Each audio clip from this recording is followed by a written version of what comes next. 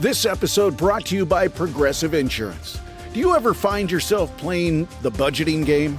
Shifting a little money here, a little there, and hoping it all works out?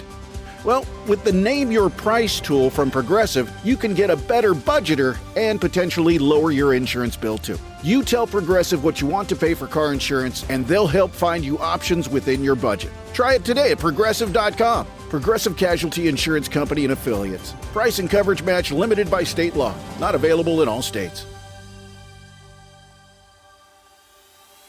There's one thing that will forever change the way you sleep, and it's the softest 100% organic cotton sheets from Boll & Branch. You'll fall asleep faster, wrapped in the most luxurious comfort. You'll never sleep hot again with sheets that feel breathable to sleep in. You'll experience the purest softness on night one and feel your sheets get even softer with every wash. Discover the difference with 15% off your first set of sheets at bollandbranch.com with code CUMULUS. Exclusions apply. See site for details.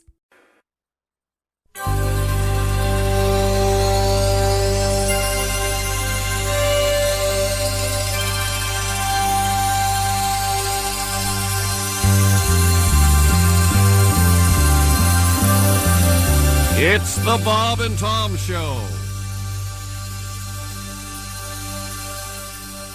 We're joined by the legendary Joe Walsh on the phone. Joe, good morning, sir. Good morning. How are you? We're great. And you? Wait a minute. Is Bob there? I'm here, right here, Joe. Because last time I called, you were so impressed you went on vacation. Joe, if you were to get in your car right now, what are you listening to? Oh, geez. I don't really. I just turn on the radio and whatever I hear is what it is.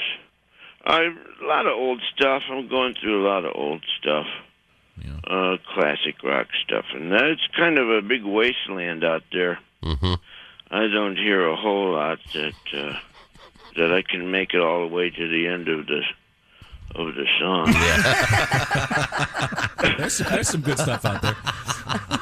Joe, and I read a funny thing about the Rolling Stones when they were setting up their tour. They had to have one of the roadies in the back with a stack of their albums, and they'd come upon a song title and they'd had to kind of relearn it. Yeah. I mean, when you guys are with the Eagles, did you have to sit down and go, that was a great song, but how did we do it then? And yeah, exactly. Mm-hmm. I didn't even know just because you wrote it, don't mean you can play it. That's true. That's right. I find that a lot. Yeah, we dusted off James Dean, and that's that's a great song. I love that song. Mm-hmm. Yeah, that's a good one. It rocks pretty good, but that was pre-Joe. Mm-hmm. So I had to go learn Bernie Ledden's parts. Wow. And boy, I see why they replaced him.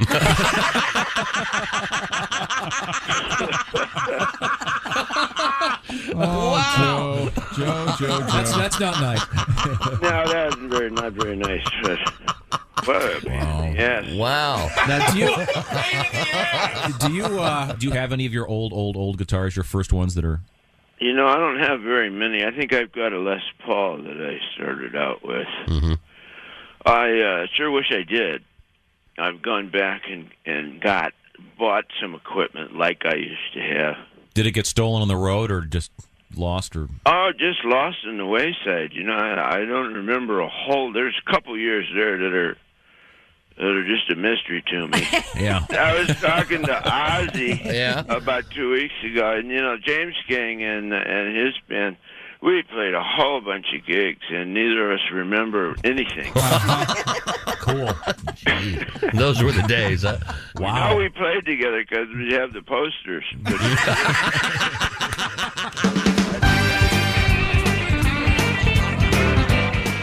Well, I'm back. There was a moment. I could just stay here. But no! Welcome to the Bob and Tom Show. There's Christy Lee at the news desk. Hi, Chick. Hi. Welcome back. There's Pat Godwin. Good to have you back, Chick. You're looking extra... Right? They got a new camera or something in there. Yeah, it looks good. You're looking extra grizzled. Oh, you're letting your beard go everywhere. Is that what's happening? Yeah, you're grizzled. You look like Cookie out on the trail. What are we having for dinner, Cookie? You're having something that's brown. Beans. He claims that the white hair stops at the waistline. There isn't a development on that I discovered on vacation. There's Ace Cosby. I'm Chick, and here's Tom. I haven't looked down in a while. Well, I hadn't. That's a good vacation, Chick, when you're sitting there going, you know what, I might not leave. Well, there was a lot of changing in the swim trunks, as you can tell. Sure. Ace and I are the same color. And but the swim trunks on and off. I go, what the hell is... Wait a minute. And I have a gray one. Yeah. Oh, all right. I just discovered that. Did you pluck it? I did not. I let it go. I say no. That's the kind of vacation it was, Tom. Let it go, man. Let that stray gray pube have Let it stay. go. Yes. Before we move on, we opened up with an old interview with the great Joe Walsh. He's okay, right? Yeah. Okay, good. Because normally when we do stuff like Yeah. that, And the way it's been going lately. she ain't wrong. He's wonderful in the Eagles documentary, by the And way. the Eagles are on tour right now. It's a great show. Well, not all of them, right, Josh? Yeah. Christ, could I read the letter before it loses all momentum? We mentioned the other day that Well, I'm back for now. Joe Walsh is a ham operator. Oh, this. Ham radio. No, let's go on to about your pubic hair. You asked me about this a million times, you jackass. We began the show with that because of this letter, you see. Well, this letter better be all world. Well, at this point, it's probably not worth reading. I want to thank this gentleman, Mr. S., for taking the time and trouble to write us. He was at the famous Hamvention. Boy, I bet that's something. You know, any mention in a letter, any mention of Hamvention, it's impossible for it to lose any that gravitas. Where's the Hamvention held? Well, it happened to be at Hera Arena this particular year. And this is obviously a convention of ham radio operators. I read this letter on the plane Friday on my phone. How are you just getting it now? I don't know. It was just handed to me, okay? I'm busy. I have a lot going on over here. It is a great I'm not counting story. my pubic hairs in Austin, Texas. It is oh, boy. I love that song. Not one day under 102, Christy. Not Holy one day. simoly. Really? But it was lovely. Of course, half of me was in the swimming pool, but yeah. yes. I'm sorry, go In ahead. any event, our letter... Yes, go on. No, this has the Chick McGee approval. This is a great letter. The Hamvention. And Yes. please read the whole thing. Don't cut it off before the end. Are you familiar with ham radio operators? Yeah, I'm aware of them. Yeah, sure. a friend of mine's brother, when I was a kid, had a gigantic... They all do. Aren't they called a antenna base station or something? This guy had a thing in his house the size of like 15 mattresses. It was this huge antenna. Well, and then they put them on their cars. They have Yeah, this they have big 12-foot whipping whip thing. antenna. They can't grow through drive-thrus. Right. Hey, listen, these are the engineering guys stupid. that are eventually developed the cell Or phone, so stop cer- bitching about it. Survivalists that Oh, God. are looking for Sorry. extraterrestrials. They actually couldn't become real engineers. So That's they exactly. Yeah, they drubbed me out because I started. Aren't you glad you Hobbyists. brought this up? Hobbyists at best. Yeah. I wasn't going to bring it up. Mike What? Mark handed it to me. He said, read this. It's about Joe Walsh. I'm a huge Joe Walsh fan, I might add. He's James, very good. James Gang, solo stuff, the Eagles, of course. Let's see. So at the Hamvention, I had heard that there was a rumor that Joe Walsh was going to be the guest of honor. Being a rock and roll fan, I made it a point to get great seats right up front. When Joe came on stage, he had a little light clipped to his belt. My mother-in-law said, I hope this guy's not our entertainment. Joe proceeded to grab his guitar and do a killer version of Rocky Mountain Way. He was phenomenal. Oh, good. So all those at the Hamvention enjoyed the great... Except for his Joe mother-in-law. She Walsh. apparently didn't. Yeah, didn't he come out and say it was his call sign for his ham? Yes. Or whatever that was. Yeah, leave that out, Tom. Yeah, don't say that. Well, I was somewhat distracted by the defense as I was trying to read the letter. What was his call name? No, it's like 1948370. Oh, Walsh or something. nothing fun. No. The memorable. Hamvention. Thank you Okay. very much. Thank you, Joe Walsh.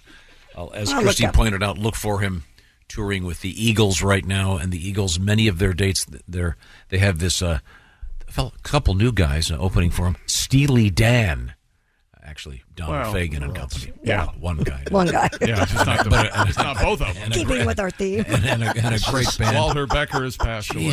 Just stealing. But it could be argued, what did Becker do anyway, really? Whoa. Great guitar player, brilliant bass player, Well, great songwriter. Other than that, Fagen drove the bus. We all know. okay, it's going to be one of those days. No, I'm just I saying. say black, you say white. What did you say off the air that I just wanted to just crush you? And Hey, Hamvention is in May of next year, May 19th or 17th through the 19th, 2024. Where is it? Dayton. It's in Dayton. It's the Dayton Amateur Radio Association. I can't imagine Hair Arena still. They tore it down. I loved Hair It's Arena. at the Greene County Fair and Expo Center. Oh, in great. is it Xenia, Ohio? Xenia? Yes. Yeah. Okay. Well, that's close to where Chappelle lives, actually. Who's also on tour. We could reference everyone who's on tour at this point in the show. Pat, I'd like you to play one of the tunes you played yesterday for us because Chick missed it. With the way things are going? What do you want to play? Well, I want to play a song about your sister, Christy. Well, oh, yeah. I spoke to her yesterday, actually. Now, we were talking about this very sad news, the death of... What? Is her Buffett. sister okay? No, my sister's fine. Oh, okay. Whew. About Jimmy Buffett. Among other things, he was a very wealthy man. Very good businessman. Among other things, he had developed a chain of developments for, 55 plus? 55 plus, yes. Of course, that'll all stop now. And he had restaurants, and he had quite a enterprise. Interesting. It was an incredibly interesting man. And Shameless. but you have a tribute song to his... now, your sister lives in one of these... what is the word? She lives in Margaritaville in Hilton Head. Okay. All right. Yeah.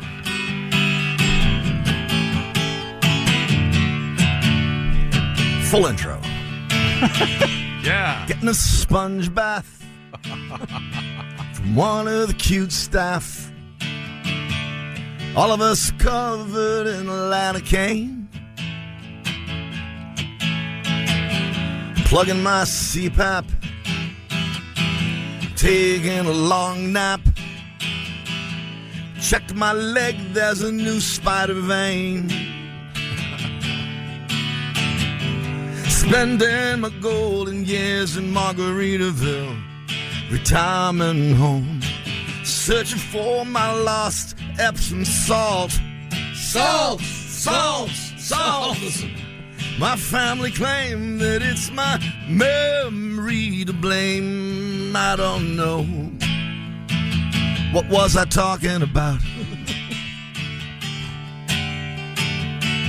Fell off my scooter, chasing old cooter. Broke my hip and it hurts to the bone. No, put it. But there's pills in the grinder, and my nurse saw a reminder for that numbing concoction that helps me hang on. Hydrocodone, spending my golden years in Margaritaville, retirement home, searching for my lost Epsom salt. Salt, salt, salt. My children claim that it's my memory to blame. My children claim that it's my memory to blame, but I don't know. I think I just pissed my pants. Oh, well. Oh, you went that way. Okay. All right. So sorry. Thank you very much, Pat. There's great video out there of Jimmy Buffett was on the old NBC Letterman show, and he's on the couch and talking to David, and he just starts playing Come Monday, and the lights go down, and he sits there, and it's wonderful. Oh, cool. It talks about the composition. It talks about writing the song, and actually, I don't want to give that away because it's hilarious what David says. So, but you forget how great a song Come Monday is until you just see him playing it on guitar. Now, coming up, we have some interesting things in the world of sports. Margaritaville can kiss my ass, but Come Monday is amazing. Oh, God. I stepped on a pop-tart. What happened? Unbelievable. Well, he'd lost his flip-flop. We have, and that song only made him a billionaire. Yeah, well, that's the mark of a true art. Beaver in the news today. Pat might want to write that down. I wrote it down. Also, menstrual cycle news coming up. Stupid story. PMS is a myth? Is that the story? No, it's... I've always thought that. It's No? people Just an excuse to be a bitch. making a mountain out of a molehill. That's what I always say in this story. Okay, well, good. Tiny boobs. I will look forward to it. Right now, I want to remind you that Steven Singer is very upset right now. Why? Well, because he's not in the laboratory growing those Franken diamonds, as I call them, Franken gems. He does not like these so-called lab-grown diamonds. Steven is a purist. He likes the real, natural, earth-born diamonds. Get some details of what I'm talking about at IHateStevenSinger.com. As a matter of fact, Mr. Singer is not, he's such a non-fan of those, he's given them away if you get a real diamond from him. Get the details at IHateStevenSinger.com. I'm talking about real, natural, earth-born diamonds. Maybe it's engagement ring time. Whatever you want in the world of diamonds, Stevens has got it. How about maybe something in the bracelet range or the necklace thing, earrings?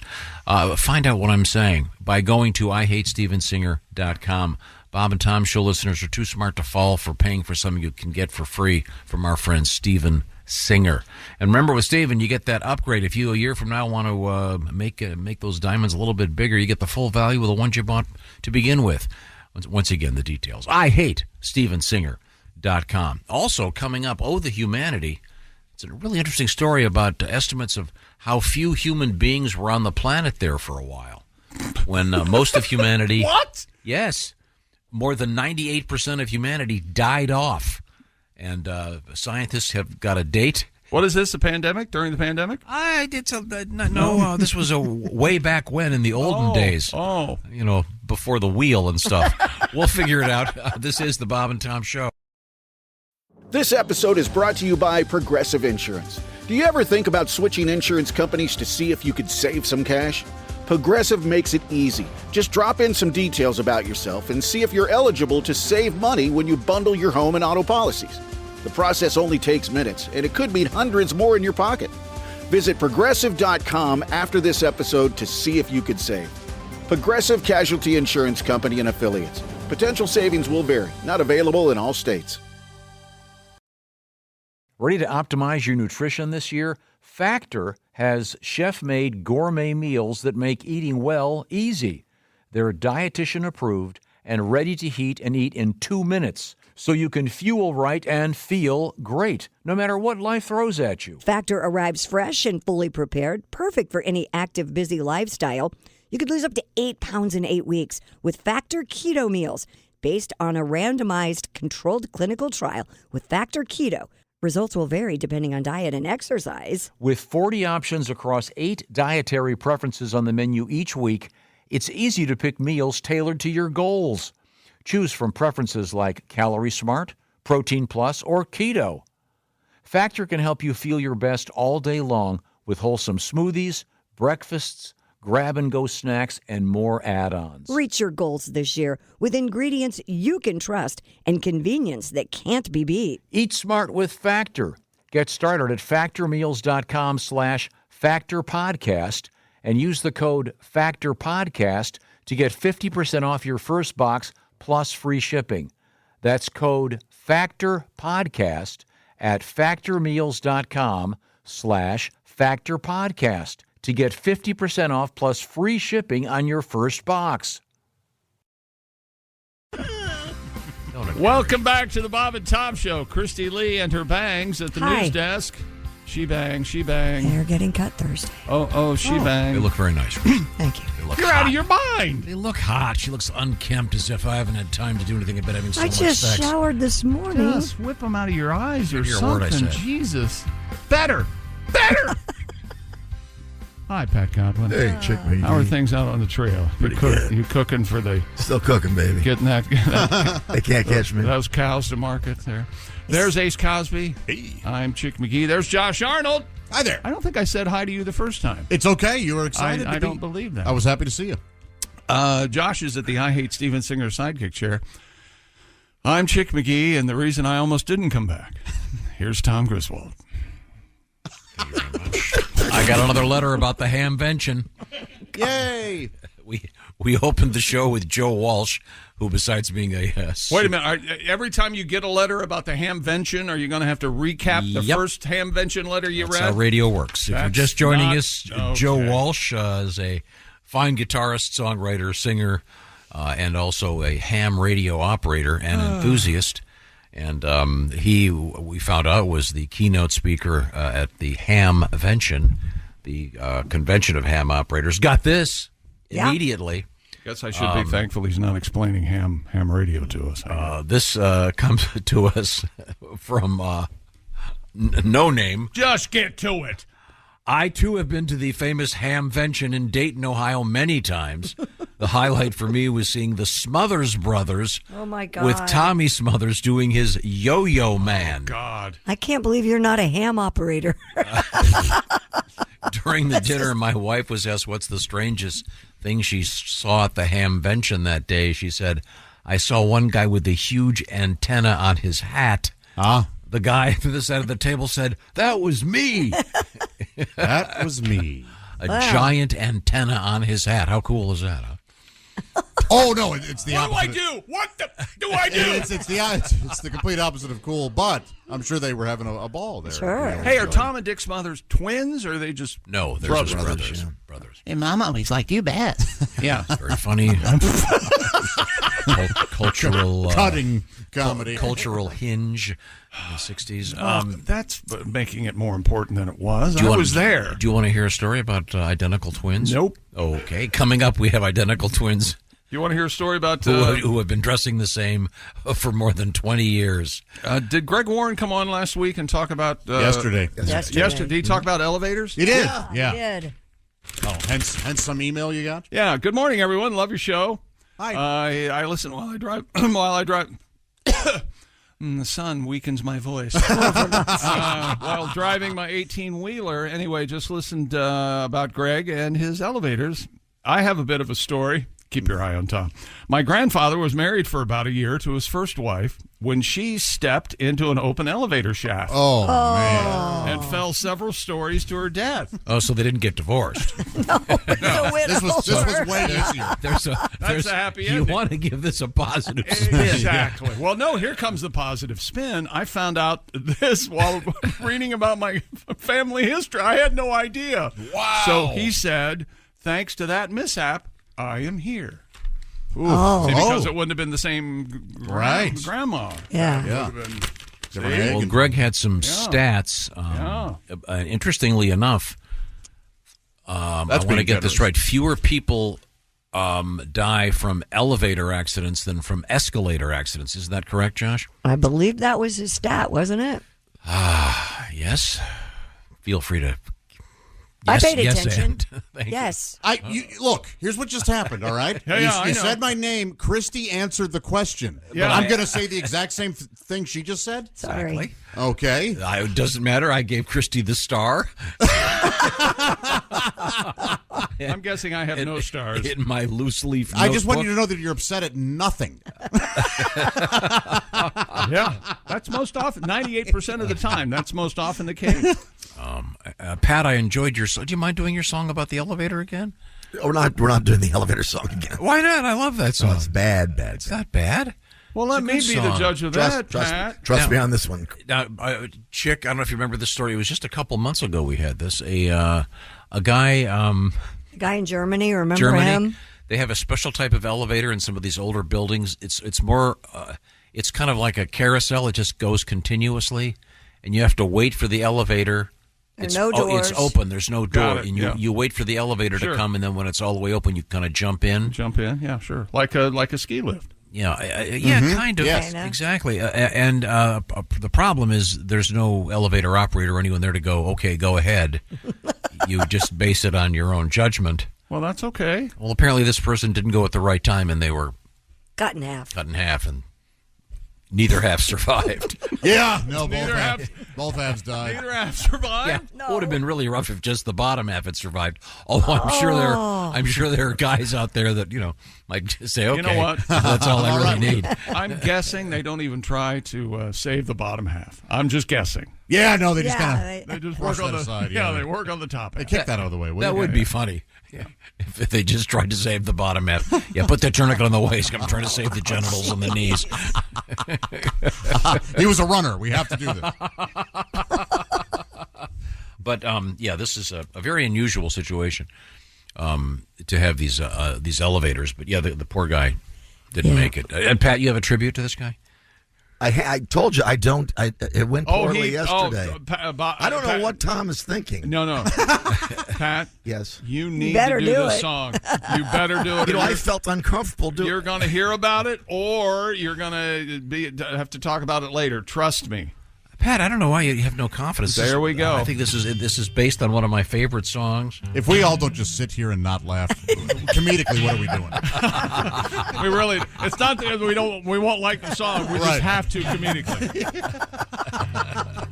Elevator cut a guy in half. Yeah, it did. Tom wants a song, but it won't get a laugh. Trust me. Living in Berlin, that's where the story begins. It was an old-fashioned jump on, jump off, not an Otis. Isn't that the way they say it goes? Up and down, then splat. Get me a lawyer and we will sue them. I will call guy got cut in two. Poor dead German didn't survive the blow. No. He got cut in half. It was a bloodbath caught in the machinery. Oh, imagine how his family feels, man. They're gonna sue the elevator. That was it, chick. See, it just needed a new ending. I enjoyed it very much. Needed a whole new rewrite. It was fine, Pat. It was a old-fashioned elevator. Yeah, like a paternoster or something? Yeah, something like that. Very good memory. Yeah, exactly. And apparently they still have them in a number of buildings. Oddly enough, this happened in a ophthalmology clinic.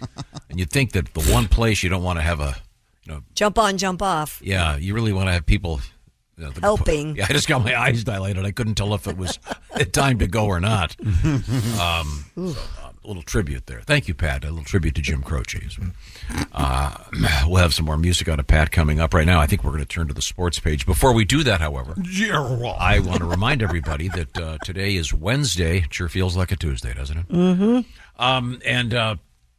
It feels like a Monday to me. We have our Pigskin Pick'em coming up.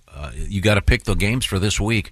It's week 1, Tom, of the National Football League. At stake is a Big Green Egg Mini-Max, and all you got to do is pick the winners. You don't have to know about the spread or anything else. Just go to bobandtom.com/contest. And by the way, whoever gets the most wins, and then there's a couple tiebreakers in there. Each week, the Big Green Egg Mini-Max and the opportunity to challenge Chick McGee in the famous Shoe-In of the Week. You'll be on the radio with the Chickster. It's a lot of fun. Yes, you can have just as much fun as I'm having right now. Do you think we should make it like a quiz segment? What do you mean? We have to have a quiz now? Let's not do this. Oh, no. Make it a little more complicated? If we do, let's not have this meeting on the air. Okay, How about that? That's okay. Back to you. What do you mean a quiz segment? What do you mean? Like questions about the NFL, or what are you saying? Or the show? Or general questions, fun questions. General knowledge. Like, what's the fastest land mammal? That's right. There you go. How many ounces in a quart? You know, stuff like that. uh-huh. Yeah. Hey, it's time for sports. Are you ready? Sure. Are you watching the U.S. Open? You having a good time? No, you are not, of course. Oh, I saw that one thing yesterday. That was unpleasant. What happened? What do you mean? The whole German thing. What? I didn't see that. Yeah, you don't want to know. Oh, you were watching The Sorrow and the Pity. Oh! Somebody didn't flipped have the that US on. You Open thought it was... And that was unfortunate. You're right. Coco Gauff, oh man, she's America's sweetheart. She's reached the U.S. Open semis, first time by eliminating 2017 French Open champion Elena Ostapenko, 6-0, 6-2. Steamy afternoon yesterday. Gauff, 19 years old from Florida, the first American teenager to reach the Final Four at Flushing since Serena Williams in 2001. And Ben Shelton, he's also America's sweetheart. People, you wait and see. People are going to love this kid. How did Flushing get such an unpleasant name? I know. I wonder what it means. Flushing the toilet? Was it somebody's? Was it somebody's name? Yeah. The Royal Flush? Is that where all the sewage from Manhattan goes? Do you think there has been a movement, if you will, to change the name of Flushing Meadows to Billie Jean King and Meadows or something? I think it's probably going to stick. All right. I think anybody ever went to the? Christy, I'm talking to you here. Yes. Well, I think she's anybody the only one listening. ever went to the Hamvention for ham radio operators, thinking it was like for honey baked ham, and they showed up. God, I love a good ham sandwich. If it did happen, I'm sure that person was angry at first, but they eventually got over it. And Good time. Went to an Arby's and sat in the parking lot and thought about what their life is. This is all conjecture, by the way. Yeah. Ben Shelton, first major semi, he beat Francis Tiafoe in 4 sets yesterday. First Grand Slam quarterfinal between two African-American men in the professional era. Did you watch Dion and the Colorado Buffaloes? No. College football weekend. Oh my gosh, huge! This is the big story in sports, even transcending the NFL. That these kids are playing college football the way they are for Coach Prime, the transfer team, right? And Baby Prime is the quarterback, and he over 500 Wait, yards. time out. Deion Sanders' kid's the quarterback? Baby Prime, Shador Sanders, yes. And his dad's coaching him? That's exactly right. I had no idea. Wow. But he completely rebuilt the team. Completely. There were like 3 or 4 guys from last year's team, and they just beat TCU. Arguably, we don't know what TCU has, but yeah. Major League Baseball, hopefully you'll like this story, Tom. Jose Altuve was up in the first inning, hit a home run. Comes up in the second inning. What's he do? Hits a home run. Hits a home run. Comes up in the third inning. No. What does he do, Tom? Hits a home run. Hits a home run. Man. Yes, sir. I mean, the fact that he even batted in the Yeah, well, the Astros did beat the Rangers 14-1. But the point is, Altuve, three homers in the first 3 innings. That's cool. That's pretty good. And speaking of running, remember we were saving that guy that got cut in half from the elevator, the bottom half, because he was a runner? That's right. Yeah. Coast Guard officials arrested a Florida man after they intercepted his unusual hamster wheel contraption that he was allegedly Have you seen this thing? going to run to London, he said. According to a complaint, 44-year-old Reza Bellucci is facing federal charges. He was rescued 70 miles off Tybee Island in this contraption by Coast Guard officials. I see. So it's almost like a paddle wheel that he moves by running inside. That's exactly right. Wow. The marathoner was found in the bizarre hamster wheel contraption and asked the standard questions, it says, according to the report. Based on the condition of the vessel, which was afloat as a result of wiring and buoys, Coast Guard officials determined Bellucci was conducting a manifestly unsafe voyage. That's according to the criminal complaint. What's the complaint? Why not just let the guy go? Let the guy do it. Yeah. Then the guy threatened. He said that he had a bomb on board. What? I don't have that in this story, but he goes a little nuts. Is that right? Yeah, it's quite the contraption. It's a giant metal drum with inflatable buoys on each side and paddles that are powered by the runner inside. There's a look at it. It's awesome. Oh, yeah. It's absolutely awesome. Does anybody want to guess how far it is from Tybee Island to London, England? How far is it, Jake? $4,000. Right around there. He was on his way, 70 miles? 70. He had a good bite into it. Yeah. Jake, if I could break in for a moment. We'll do this team sports. When Coast Guard officials told Mr. Bellucci they were cutting his voyage short, he threatened to kill himself with a 12-inch knife if anyone tried to apprehend him and claimed to have a bomb aboard. I was getting to that part. Don't you let this guy just, you know what? We're not wasting any taxpayer money on you, sir. Best of luck. After days of trying to get Bellucci to board Coast Guard vessels, he was staying in the hamster wheel. He did admit that he did not have a real bomb. Officers were able to get him to disembark, and he was taken into custody. Why can't we just let crazies be crazy? I don't know. He's attempted similar voyages. And he's going to do it again. In 14, 16, and in 21. The guy perseveres. All of which have ended with Coast Guard Stop saving this man. Yes. Let him go. Well, it's not going to end well. Oh, my Lord. Yeah, that's fine. They are federal charges. Obstruction of a boarding in violation of a captain of the port order. In fact, Christy, you say it won't end well. I say it'll end just perfectly. You know that old, if he ends up in jail again, you know that old story about the bear? Yeah. With the bear and the tree and the guy goes, "You're not here for the hunt. You're not here for the hunt." Yeah. Maybe this guy's just in it for the sodomy. It's only him on the wheel, Tom. I mean, when he goes to jail. Okay. More sports coming up.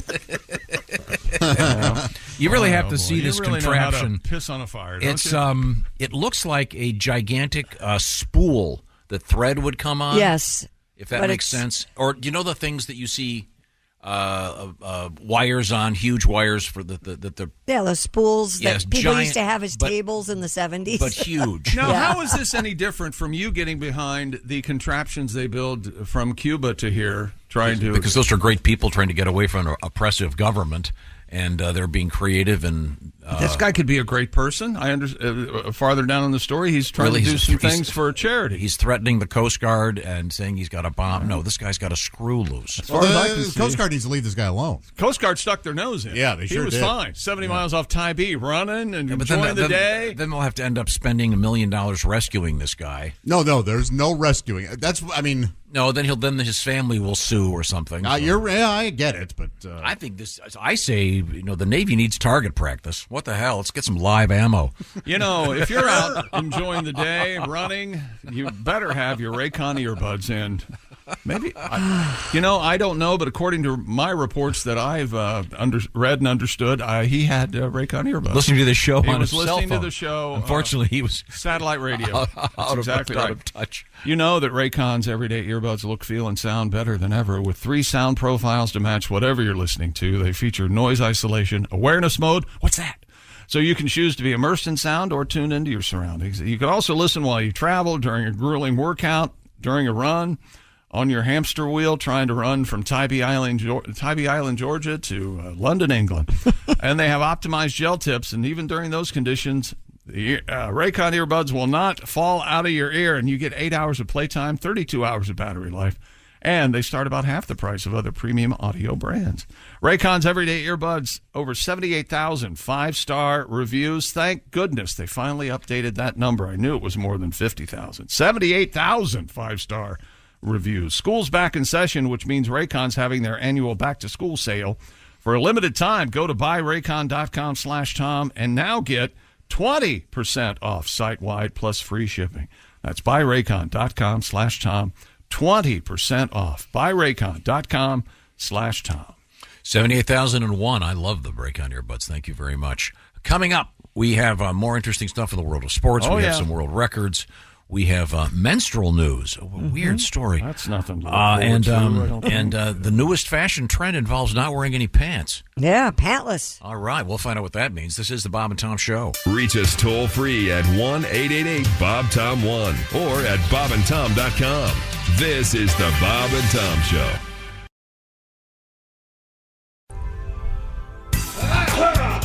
Good morning. Welcome back to the Bob and Tom Show. You okay? Everything? You want a squeegee? Christine Lee at the news desk. Hi. A lot of mucus. I'll ignore that jackass. There's Pat Godwin in the performance room. Hey, chick. There's Josh Arnold. Hello there. He's over there at the I Hate Steven Singer sidekick chair. There's Ace Cosby. Hey. I'm Chick McGee, and here's Tom Griswold. Quick question. Let me ask you a quick question. Does it seem like make you more important that every time I introduce you, you act like you're busy with something else? Does that in your mind, well, I'm very busy. I'm too busy to be introduced. Instead of everyone else waiting to say hi, return my greeting. Not you, though, by God. He is always digging around. No, he's got to be digging around. He's too busy. He's far too busy. Being busy. You're too busy to turn your mic off. Don't mistake being busy for being important. What? Listen, why don't you write that down and look at it every morning in your mirror? Oh, no. How I'm about that? important. But I'm just you are also important. busy over here. I have a question for you. Yep. All right. You just used the term jackass. Yeah. Yes. which I love. Yes. I just love that. That was my dad's go-to. Really? Nice. He's a jackass? That jackass. You really had to be an idiot. Let's go around the room here. Ace, a family member, your mom, did she have a particular word for someone that was... Not that I remember. She wouldn't call someone, there wasn't a particular phrase. Chick, did your mom or dad have Nothing that I can say on the radio. Really cool. Mm-hmm. What does it start with? Peace. I bet the next word is of. Yeah, that's right. That's your. Or they could maybe do it like a fast food sandwich. Piece o' crap. That's the old preposition. It wasn't crap. No. Okay. Christy and your mom. No, I don't. My mom never used. It was always the bad words. Oh, which ones? I can't say them. She went straight for the C. No. She was just a... You selfish little... No, I never heard that. Josh, your dad, Vietnam veteran, badass combat veteran. What kind of language? Man, what would he liked knucklehead a lot. He would say that. Really? Yeah. That seems pretty tame. Sure. Yeah. Well, yeah. But my mom, whenever she was upset about a certain situation, would she liked to throw around malarkey. Yes. Mm-hmm. That was big. Just, what a bunch of malarkey. My mother actually used the term hoosgow. Oh, sure. Yeah. Wow. I mean, is that ever been used in this century? I don't think so. Meaning prison. He's in prison. Now, Patty G, you come from a colorful background. Your father was, of course, a Shakespearean expert, a teacher, an actor, a dramatist. Yes. Did he... He'd call people hooligans, something silly like that. Really? Yeah. My parents Hanging out. always used the AH words, always. Oh. Yeah. A hangout? Is that what you said? Kids I hung out with, all those hooligans. Stay away from those hooligans. Well, that's nice. That's kind of poetic. And their shenanigans, that kind of stuff. Which one? What do you use? Say it again? What do you use? In Jackass? I like that one a Moron? lot. That's an easy one. Okay. Can't get in too much trouble for that. Idiot. Mother. Okay, I'm just checking. I thought perhaps that'd be an interesting road to go down. I was wrong. A lot of us can't we remember. failed him. We failed him. It's our fault. Yep. It's our fault. We could curse on the air. It's interesting that your dad, who would have every right to have the most colorful language of anyone, having seen the world he saw, would go with something as mild as knucklehead. Yeah, I think it's because he was around kids a lot, like 4 boys in the house, trying not to get us to curse. Yeah, repeat. Yeah. But I mean, he did. He certainly cursed, but he. God, with 4 boys, I'm really surprised he didn't take out his rifle occasionally. There were, no, he didn't have to. We were scared of him without any weapons. Okay, all right. Okay. Now, we go back to Chick McGee at the Bob and Tom Sports Desk. The coach of Spain's World Cup winning women's soccer team. Not again. The coach has been fired. That announcement yesterday came less than 3 weeks after that victory celebration led the suspension of the country's soccer federation president, Luis Rubiales, for kissing the player, holding her face with his hands. A sweet gesture that's been... The Spanish but why Soccer the coach? Federation offered no immediate explanation. I think more than half the team have banded together. They're not going to play unless this Luis Rubiales has been dismissed, and they weren't going to play for that coach anymore. So I think that's got Watch a him lot. to go out in the first round in the Olympics. That's got a lot to do with it. He told us to get off our phones. We don't want to. We don't want him as a coach anymore. I don't know how a borderline sexual assault turned into. Okay. Hey, guess what? Fighting for the phone rights. It was a sweet gesture that got overblown. Is that right? Sweet man. If you get the Wall Street Journal on your phone. Yes, of course, yes. Oh, wait till you hear this, Chick. The Wall Street Journal, yes. Oh, no, I saw it, yeah. I'm trying to think He's of out there in the pop culture. I think I'm going to go with my father's second, besides Jackass, Horse's Ass. Oh, man, that's good, too. That's really the same thing, I think. Charles Vanek's a Horse's Ass. Equine. Is a horse's ass worse than a jackass then? Jack is a donkey, right? Yeah, but Horse's Ass, I think that was his, in the tier of who was the worst. Fair enough. Is Christy in the Wall Street Journal for her news gathering acumen? Christy Possibly Lee being a broadcaster? I used to be a broadcaster. Christy Lee is in the Wall Street Journal talking about her really cool car, her Figaro. There's a nice profile. Huh? There is a nice profile. The car? Of Christy, if you'd shut up.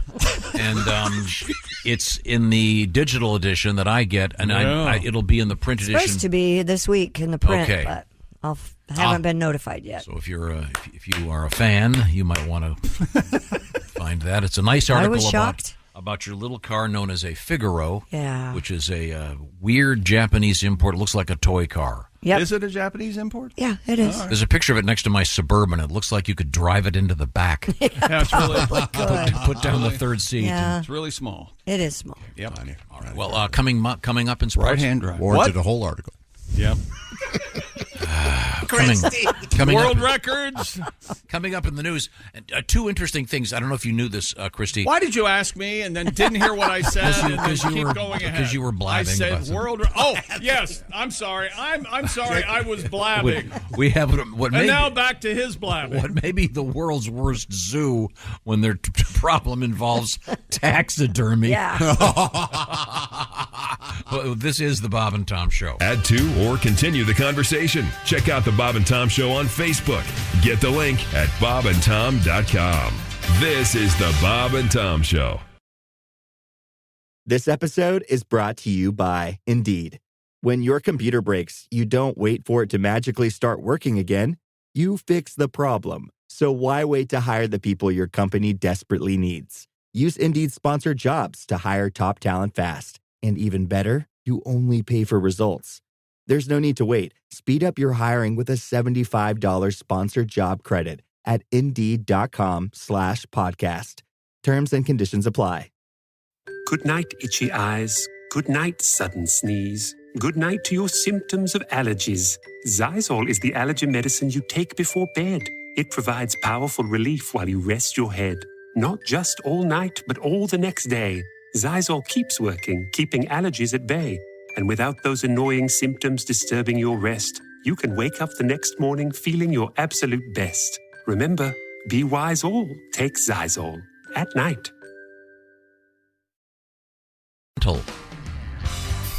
Hey, welcome back to the Bob and Tom Show. Christy Lee at the news desk. Hello, Chick. Hey, there's Pat Godwin in the performance room. Hey, Chick. There's Josh Arnold, the I Hate Steven Singer sidekick chair. Chick. There's Ace Cosby. Chick. I am Chick McGee, and here's Tom Griswold. Thank you very much, Chick. You're welcome.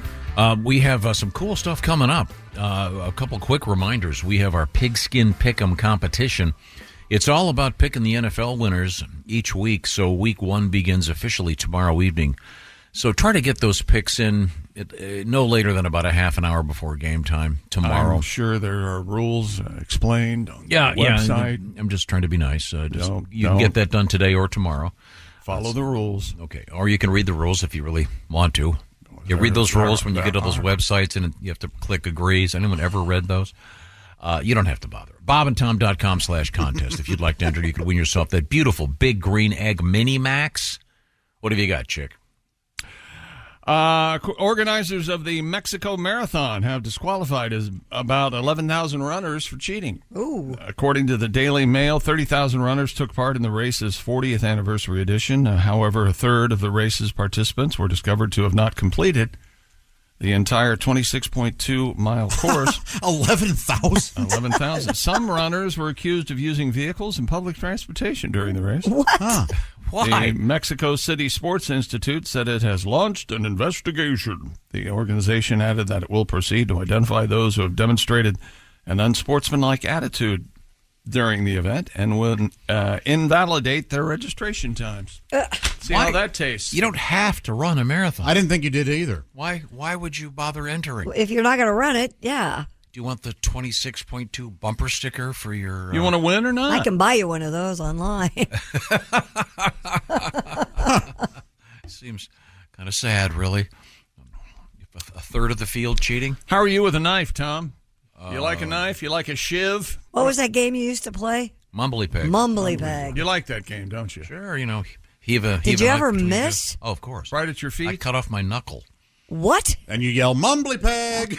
Now this... I had to have this knuckle here in my left index finger sewn back on when I was a kid. There was a mishap. Who believes that? I do. You can see the stitches scars if you look carefully right here. I bet your mom was happy about that. We went to St. Luke's Hospital, got that baby sewn back on. Got a tiny little cut. Oh, several stitches. Thank you very much. Index card, probably. Probably. Paper cut. No knife involved at all. Very sharp knife. They had to fly in. Very sharp. Was it playing Mumbly Peg? Cutting up paper dolls. That's right. Yes, I was cutting up paper dolls and dreaming about gay sex as a child. Why would you? A bodybuilding chef has broken the Guinness World Record for the most slices of cucumbers sliced while blindfolded in 30 seconds. Now, all right. Have you watched the video? My God! Yeah, I'm sure I have. How many? What's the world record? You think? Now we're blindfolded, sliced cucumbers, 30 seconds. I call foul. How many slices, Josh? 80. Christy? 120. Pat? 127. 127. Are you that good? I hate that guy. $1, Bob. Hate that guy. Ace, you got a guess? 100. Tom you can't play. Guess. 166. Wow. In 30 seconds. Wow. Yeah. Now, that's the closest without going. If you watch the video, there's a couple things bugging me. One, when you think slicing cucumbers blindfolded, you're thinking, okay, it's a cucumber, but the cucumber has been sliced in half the long way. Oh, so it makes it easier. So it's just sitting there. So it's a half a cucumber. Yeah, so it's not all roly-poly. If it's round, it's rolling yeah. around. The other thing is the guy's got a huge Band-Aid on his finger. So apparently during rehearsal, he had got more stitches than I got on my knuckle. Is that the way you're supposed to cut, though? You're not supposed to leave your fingers straight out. You're supposed to bend them over, and your knuckles are supposed to hold the work or something. Isn't that right? But the fact that the cucumbers are pre-sliced vertically, that takes away the whole. I have a hack about that. Do you have those little things you stick at the end of the corn cob for, corn on the cob? They have little prong. I stick that long way into the end of a tomato or whatever I'm slicing, and then I slice it, and then I don't have to get my fingers involved. Oh, okay. Smart. Yeah. You like a good fingering, do you? How do you feel about How did you get that? We were cutting vegetables. He just flat out asked you if you liked digital penetration. We're talking about cutting vegetables. Sorry. I lost my place thinking about your fingers. So sorry. Well. What a dumb record. Stupid world record. No. Here's the dumb record of the morning. Okay. David Rush. Oh, no. This is a good one. Broken the Guinness World Record for the most basketball passes in 1 minute. David partnered up with... How far apart are they? It doesn't say that in the story, so they must be pretty close. There's pretty damn close. I would say they're like a foot? 15 feet apart. With the same ball, they're just like throwing it back and forth? back and forth. 15 feet across. Well, I'd have to double check, but they're far enough away that it's a toss. All right. David teamed up with Division I athlete Dylan Lukehart from Boise State. They passed a basketball back and forth 101 times in 60 seconds to break the previous record of 96. It seems like the shorter the distance, the more passes you could make. Right. But there must be a standard distance, but of course that's not covered in this story. Here's the video there. There you go. So what would you say? Is that 20 feet? No. Now, I feel bad because maybe Hollywood 15 Hannon feet. isn't involved in this one. Well, he may have chosen not to be. Yeah. Now, David isn't so much passing the balls; he's volleying it. Yeah, kind of a volleyball shot. Yeah, but he's an expert juggler, so you see. So you see, all is forgiven. It's a technique. There you go. Uh-huh. No, he's sporting an unfortunate haircut. He has the Hitler Youth shorn on the side thing, which is very bad if you're balding on top. So you're a real fashion victim. In this one. Why did they try to get cute with the video there and the double exposure? Yeah, I don't know. That was weird, wasn't it? But David's not going bald, though. He didn't look to be. No, he's thinning. Oh, he is? Yeah, that's a really bad look for a middle-aged guy. Don't do that. Are you okay now that you've commented on David Rush's hair? We currently are the victim of a terrible fashion trend. I don't think it's a trend. It's been around for quite a while. Yeah, I know it was around. Many say it's actually just a military cut. It was around. It was Hitler Youth. It was around in the 30s. Some are saying it's great also idea. You're the only one saying Hitler. No, it was the New York Times had a Hitler. whole article about it. You know, this guy who did this cutting thing I was watching. Oh, we're going back to that. Well, I was just looking at the video. Did you see that what he's going to do next? No. No, what? He plans to break the record for the most slices of carrots sliced while blindfolded, currently held by Hiroki Terada of 88. And then he's going to try to get the record for the most circumcisions done in 1 minute. Now, do they have to cut those long ways first? Really? Okay, the bris What's this thing. guy's name? Julian? Oh, nice. Thank you. Is that why they're called Julian fries? You didn't want to come back to the this. first guy's named Julian? All right. Okay. The first guy who ever did that was Julian? What's coming up in sports? Julian. You like Julian Lennon? Yeah, that Very first nice album- guy. First in album here. was okay. Yeah, there's a couple songs there that are. Valat? Yes. I'll remind you of a couple quick things. Pat Godwin is Yes. going to be in Cedar Rapids, Iowa, with Jeff Oskey coming up Saturday, September 30th at the Olympic Theater. Get your tickets for that. Also, Willie G and Greg Hahn this weekend, Friday and Saturday, at the Jukebox Comedy Club in Peoria. That'll be a great show. And then Greg Warren, starting tomorrow night and running through the 9th at the Skyline Comedy Club in Appleton, Wisconsin. And then next week, Kostaki has that run of Toledo, Youngstown, Dayton, et cetera, et cetera. So we'll be talking about some of those those shows coming up. Also, Josh Arnold's album, Half Fat, recorded live, is going to be dropped, as they say.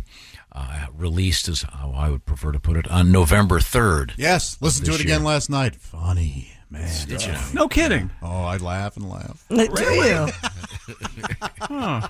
So be waiting for that. Now, do you want to give us the sports teaser? One more letter, actually. I'm not sure how this even is pronounced, but this is from Adam. When my siblings and I were younger, our grandfather would use the term HONYOCKS. That's honky lips. Honyaks? HONYOCKS. Honyaks? Honeyocks? Honeyocks? I never thinking anything of it until we were older. We decided to Google what that word actually meant. Turns out our grandfather was essentially calling us stupid, foolish heathens. I've never even heard of this word. Honyak. HONYOCKS. You got me. Adam from Perrysburg, Ohio. Jackass. Honyaks. P.S. Josh's infamous stand-up show at our Funny Bone near Perrysburg, Ohio, a couple years ago was not that bad. Well, thank you. I'm glad I didn't prove to be a total Honyaks while I was on stage. Damning with faint praise. Honyaks. Right now, I want to talk about food because we love food here on the show. And HelloFresh loves food. That's why they've got a whole bunch of new stuff to fill your fridge. HelloFresh is the #1 meal kit out there. And right now you can get 50% off plus 15% off the next 2 months with the code 50. That's 50BT Show at HelloFresh.com/50BT Show. What is HelloFresh? Well, it's a meal kit. They do the shopping for the fresh groceries. They do the measuring. You just put them together. Some of these are quick and easy recipes that take 15 minutes or less. Check out the details at HelloFresh.com/50BT Show. I urge you to use that code for that special savings of 50% and then a special 15% off for the next 2 months. That code, once again, 50. That's 50BT Show at HelloFresh.com/50BT Show. All kinds of food, by the way. Whatever kind of food you're into, they're going to have it. Christy, what do you got over there? Well, this is a great fall meal in case you were looking for something fun. Honey butter barbecue pork chops with mashed sweet potatoes and lemony green beans. 10-minute prep, 25-minute cook. 6 steps, you're done. And that's right there on the card. Easy to read. 40 recipes each week, and not just the recipes, the pictures, the instructions, and all the food and the measuring is already done. So you're getting restaurant quality food and you're saving money and having some fun cooking. When we come back, we have an interesting story about a 3-legged bear in the news. And something that this 3-legged bear did that's rather odd. This is the Bob and Tom Show. Hey, Fidelity. How can I remember to invest every month? With the Fidelity app, you can choose a schedule and set up recurring investments in stocks and ETFs. Oh, that sounds easier than I thought. You got this. Yeah, I do. Now, where did I put my keys? You will find them where you left them. Investing involves risk, including risk of loss. Fidelity Brokerage Services, LLC, member NYSE, SIPC. Over the past several days, 3 females have been found dead. Looks like someone's going after these girls. Then they have to know to watch their backs. Streaming now. You really want what happened if this woman happened to you? Exactly why I need to keep going on this. Starring Emmy Award winner Amanda Seyfried. I'm worried about what you're gonna find. So am I. Long Bright River, a limited series. Streaming now, only on Peacock. Welcome back to the Bob and Tom Show. Christy Lee at the news desk. Hello. There's Pat Godwin. He's in the performance room. Hey, chick. There's Josh Arnold. Hello there. He's at the I Hate Steven Singer sidekick chair. There's Ace Cosby. Hey. I'm Chick McGee, and here's Tom Griswold. Thank you very much. I'll urge you once again to enter our Pigskin Pick'em competition. Pick the football games coming up, starting with, of course, the Thursday Nighter, and you could win yourself the Big Green Egg Mini Max. Just pick the winners. You don't have to know about the spread or anything else. Have some fun. You'll find it at bobandtom.com/contest. We're looking forward to a great season. By the way, the winner will also get to talk with Chick McGee for the Shoe-In of the Week picks. Well, we'll see about that. Now we've got the Shoe-In of the Week coming up this week for those initial picks. We'll look forward to that coming up probably on Friday, sometimes on Thursday, depending on the mood. Right now, it's time to return to the sports desk with Mr. McGee. I didn't tell you this. Evidently, the flight from Austin to Atlanta that I took yesterday, it was the Legends flight. There was me. Yes. And then there was a legend on the flight. No kidding. Would you care to guess who it was? Who was it? Give us a hint. Actor? Not an actor. Sports not, figure. Sports in quotes. He was on the flight all by himself. Okay. Himself, all by himself. Not an actor. Sports in quotes. Sports in quotes. Coming here? No, he. I actually was going to help him. I got off the plane. We were going to Atlanta. We were in first class. And as we're getting off the plane, he was looking at his ticket, and he was by himself. And I almost stopped to help him, to ask him what gate he was looking for. George Foreman. Not George Foreman. Is he elderly? Yes. Okay. Yes. Is he wheelchair bound? He's not wheelchair bound. He was by himself. Pro golfer Tom Kite. I can't believe it. That's amazing. That's exactly. No, it's not Tom Kite. Dick Vitale. You said Kite, to be clear. Right? Yes. Dick Vitale? Not Dick Vitale. No. That's a fair guess. Sports quotes. Yeah. Sports in quotes. Athlete or coach? Athlete in quotes. Bruce Jenner. From the world of wrestling. Professional wrestling, yes. It Hulk was Hogan. Not Hulk Hogan. Woo! Ric Flair. Really? Yeah. How cool. Yeah. And he was not, I still can't believe he was by himself. Why? He was not doing very well. No, I would have thought he'd have had somebody with him, too. He was... he needed assistance. Fumbling and mumbling and well, did you reintroduce yourself? He's been in here several times. God.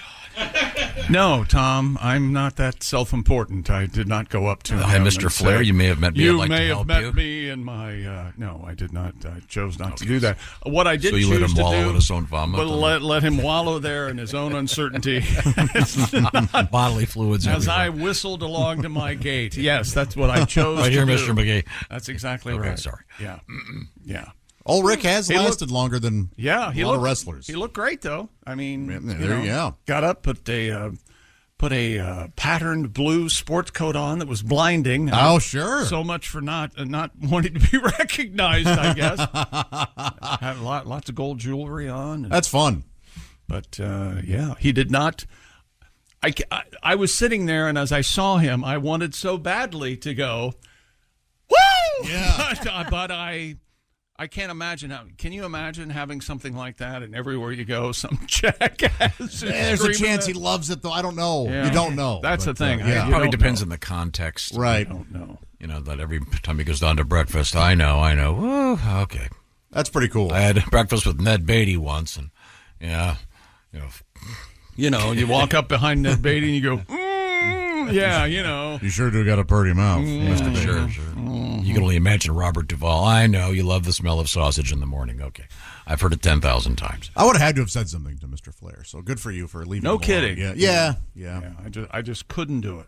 I mean, I walked right by him as he was bending over looking at his ticket, not wearing reading glasses though, looking at his ticket. Yeah. So there you go. Oh, nice. Yeah. Is that sports?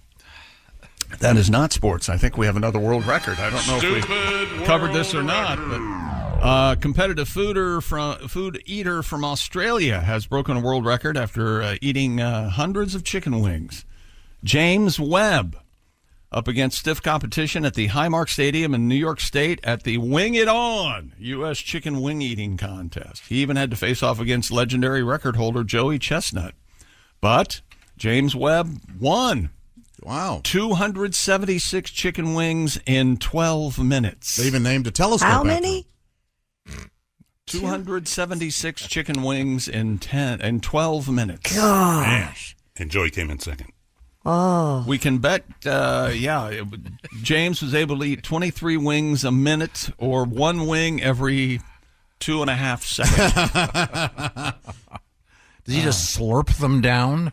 He said after the competition, if you told me this yesterday, I would have laughed in your face. I'm really shocked right now. I'm from Australia.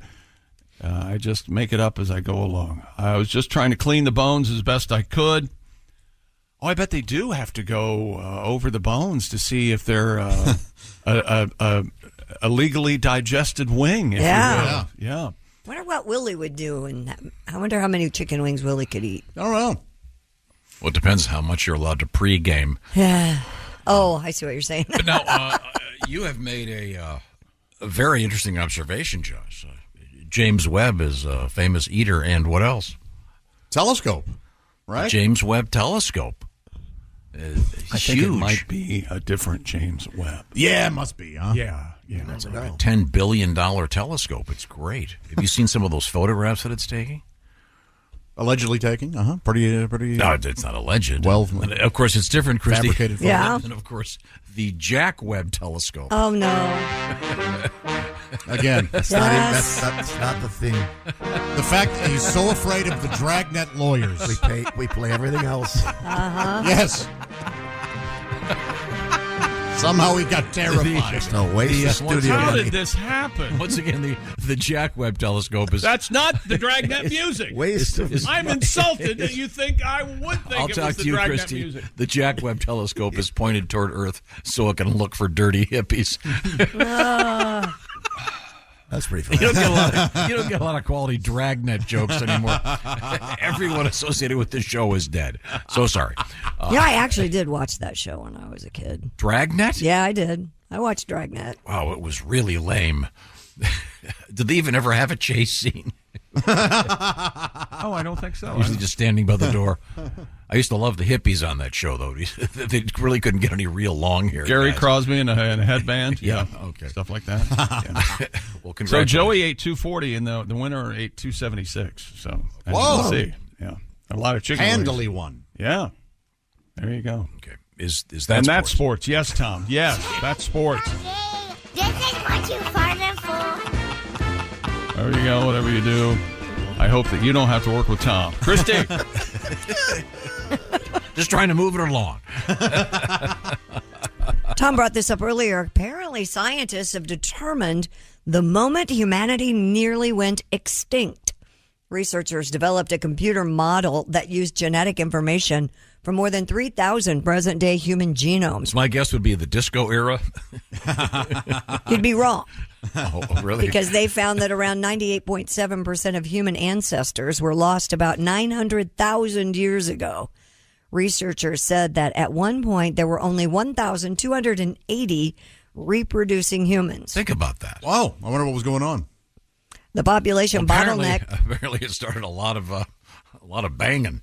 If there were only 1,280 people on Earth, it coincided with dramatic changes in climate during what is known as the mid-Pleistocene transition. Wow. Climate change was happening way back then. Yeah, huh? which saw a drop in temperatures and very dry climatic We're all scared conditions. Essless today for some reason. Isn't that something? Well, we lost 98% of humanity. Yeah, we should be because scared. the Earth wanted that to happen. Yeah, we well, had nothing to do with it. I think that's happening again. Because it wants to. Scientists argued the population crash possibly led to the emergence of a new hominin species that was a common ancestor of modern humans and Neanderthals. The study was published in the journal Science. Where are you on that? Neanderthals or Neanderthals? Where Thal. I'm a Thal. I'm a Thal. Man, I'm a Thal. You're a Thal? Neanderthal. I thought it was Neanderthal all these years, and then I I heard think it's Neanderthal. spelled with a thal, but pronounced with a tall. Yeah. I don't care for that. Doesn't work. Let's pronounce all the letters. You go hominin or hominin? Homonym. I go homonym. I don't need any trouble with I went homonym once in college. Well, doesn't everyone? A little too much to drink. It's tough to No, play it's ping Homo pong with a guy sapien. after that, isn't it? Homo sapien. I mean, that's interesting. That's pretty amazing. There were only just over 1,200 people around, and now look how many we got. At one point, there were only 2. I want to thank Nick. Yeah, Adam and Eve. Come on. Oh, Stand back, Eve. Well, that Nick Cannon stepped in and helped. Oh, yeah. Oh, he's doing his part. Isn't he? Yeah, a lot of babies in there. Is that where we're right? Nick Cannon's the Nick Cannon hunk. And how He many was around kids back he then. has. Yeah. The Cannonites. Uh-huh. Oh yeah, they have their own thing. That's interesting. I think It is very interesting. It is interesting. I don't know how they came up with that, but So it sounds like we're all more closely related than we think, right? Absolutely. yeah. Just coming from 1,200 folks running around. What if they had wheels then? So that's what, like 600 vaginas, right? I mean, yeah, if it's half and half. Casual. if it's half and half. Yes, Enough to get something started. 600 penises. I too, sure hope so. it wasn't just one. Yeah, me too. That She poor was woman. busy. You'd have to be a special kind of ugly to not get it. I mean, you would have to be a real beast if. Well, there's only 600 of them out there. Have you seen Lois? Yeah. Oh my God. Tonight's my night with Lois, huh? Yeah, blind me and beat me. I couldn't get an erection. You have the nose clip. And I need a no pest strip just to go to get down by her waist. Oh, boy. Hey, the Great Wall of China, she said, changing the subject. When are they going to change this to the not so great wall of China? Well, part of it has been Maybe after damaged this. by construction workers trying to create a shortcut. Police say 2 hole in folks the wall. are suspected of using an excavator to dig through a section of the ancient monument. The irreversible damage to the integrity of the Great Wall and to the safety of the cultural relics has been noted by police. The Great Wall was built and rebuilt on a continual basis from around 220 BC. Those poor construction. You know that as soon as they saw something went wrong, they looked at each other and went, well, we're dead. Yeah. Until the Ming Dynasty in the 1600s, when it was the world's largest military structure. We better not get on a plane anytime soon. Much of the degradation of the wall had been attributed to local farmers stealing bricks or stones to build houses or animal pens.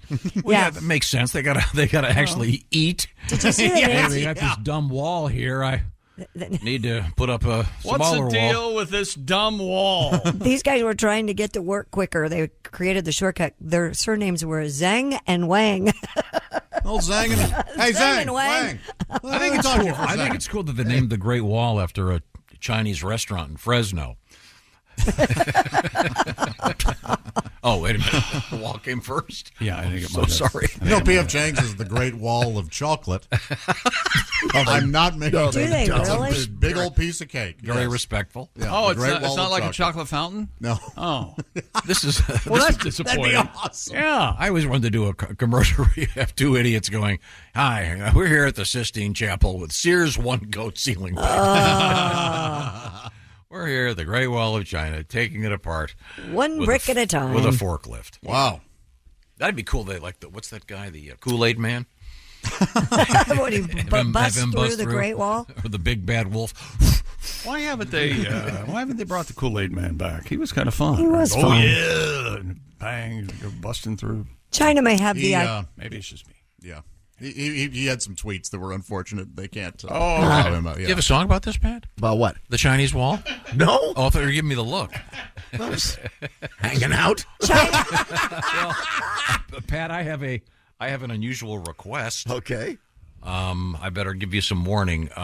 It comes out of And is this considered the warning? yeah, it comes Okay. out of the Forsyth Herald newspaper in Georgia. Is that going to help you? I think I know where you're going. We actually had some guy write us a letter asking to hear this song. Is he from that area? The man? Yeah. Oh, okay. From that city, maybe? Yeah, he passed through this town. He was going. Yes, he was going through coming. It's no, you've ruined it. No, we don't need to do this long now. Coming Georgia. Way to go, Tom. A man was gave away the punchline. Just that simple. A man was arrested. Just that simple. In this town, it's spelled Cumming. According to the Forsyth Herald, a resident responded after seeing a naked guy in their security camera. The man has allegedly committed a lewd act on their front porch.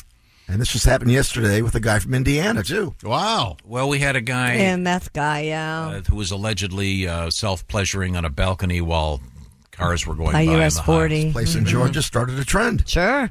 Okay, well, this guy was charged with public indecency for allegedly pleasuring himself on the porch, I guess. So, wow. You have a tribute? I do, yeah. You can't stop the man from coming, walking in your background nude. Try and stop the man from coming. He's gonna do something lewd. He came on your porch and left a present. They got it on video. Caught in the act, the coming man. Now off to jail he goes. They handcuffed the man from coming. He put on quite a show. They finally stopped the man from coming. Now he can't come and go. Yeah! Nice little tribute. Thank you very much. I wonder where his roommate's from. Or cellmate, I guess. He'll be coming. Brown Tip, Virginia. Yeah. Well, thank you very much. Dear people. Yes. Okay, I got my picks in for this, the first week of the Big Green Egg football contest. Yes. I'm just wondering when I will get notified. When I win, when do I get notified I get to stay at the McGee compound? Oh. How did this rumor get started? I think you suggested that the possibility of one of the winners actually staying at your house. I would never do that. Why would I do that? That would not happen. You guys aren't welcome. Why would I? Because in the bizarro world, you're a people person. That's from Nelson. Well, good luck, Nelson. That's a first name, Nelson. Yeah, his name, the great Nelson Riddle. Nelly.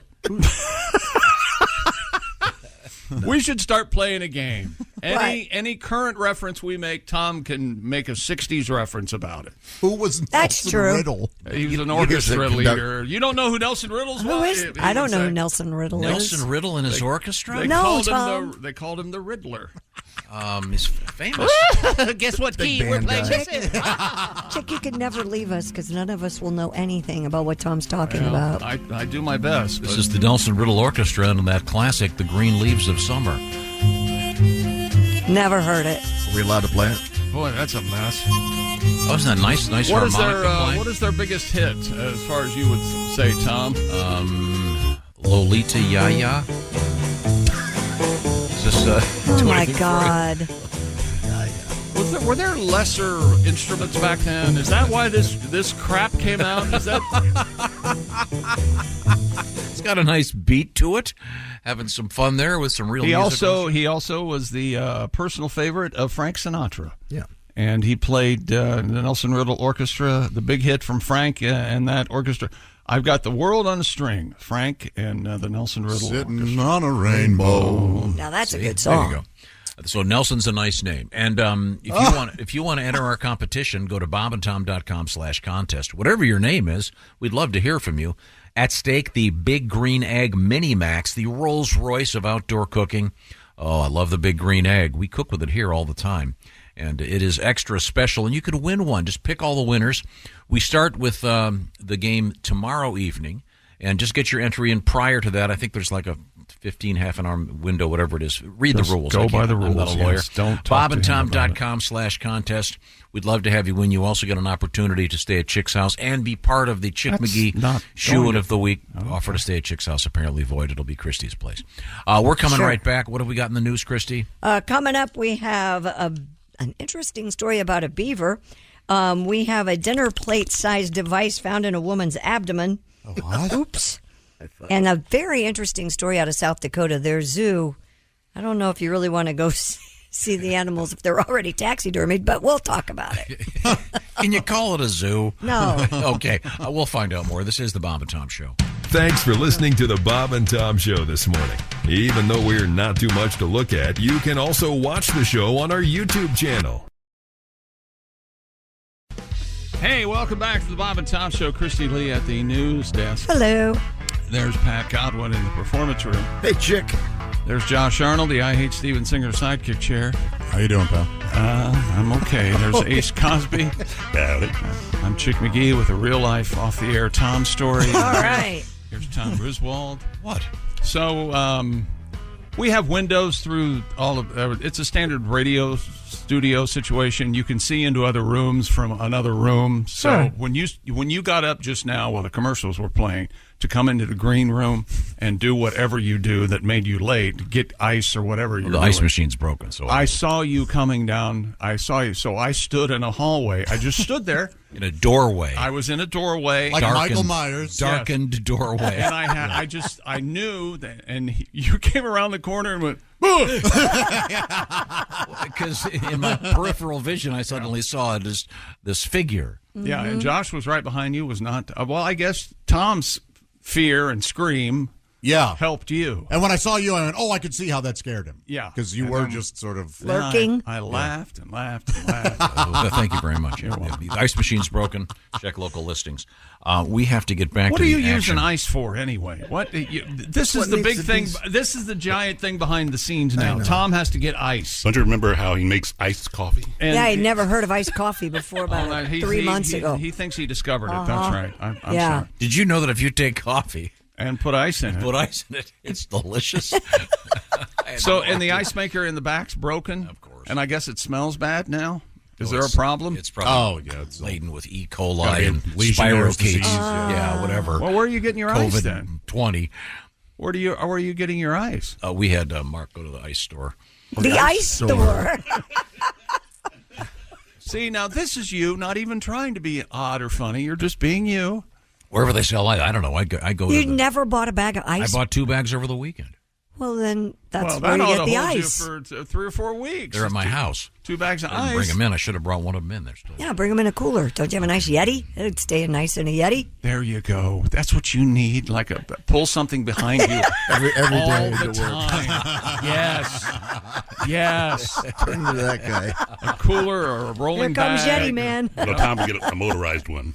Yeah. Oh. Anything like that, that'd be great. We for used to you. have one of those motorized coolers. Yes, we did. Well, there was joyriding in the so parking hilarious. lot. Somebody went out into traffic, and there was a now we have Christy Lee at the Bob and Tom news desk with some important news. Speaking of hot, Bucky Beaver, an icon in the Lone Star State, can be found in the city of Madisonville, about 2 hours by car from Houston. Of course, that's the company's iconic Bucky Beaver mascot.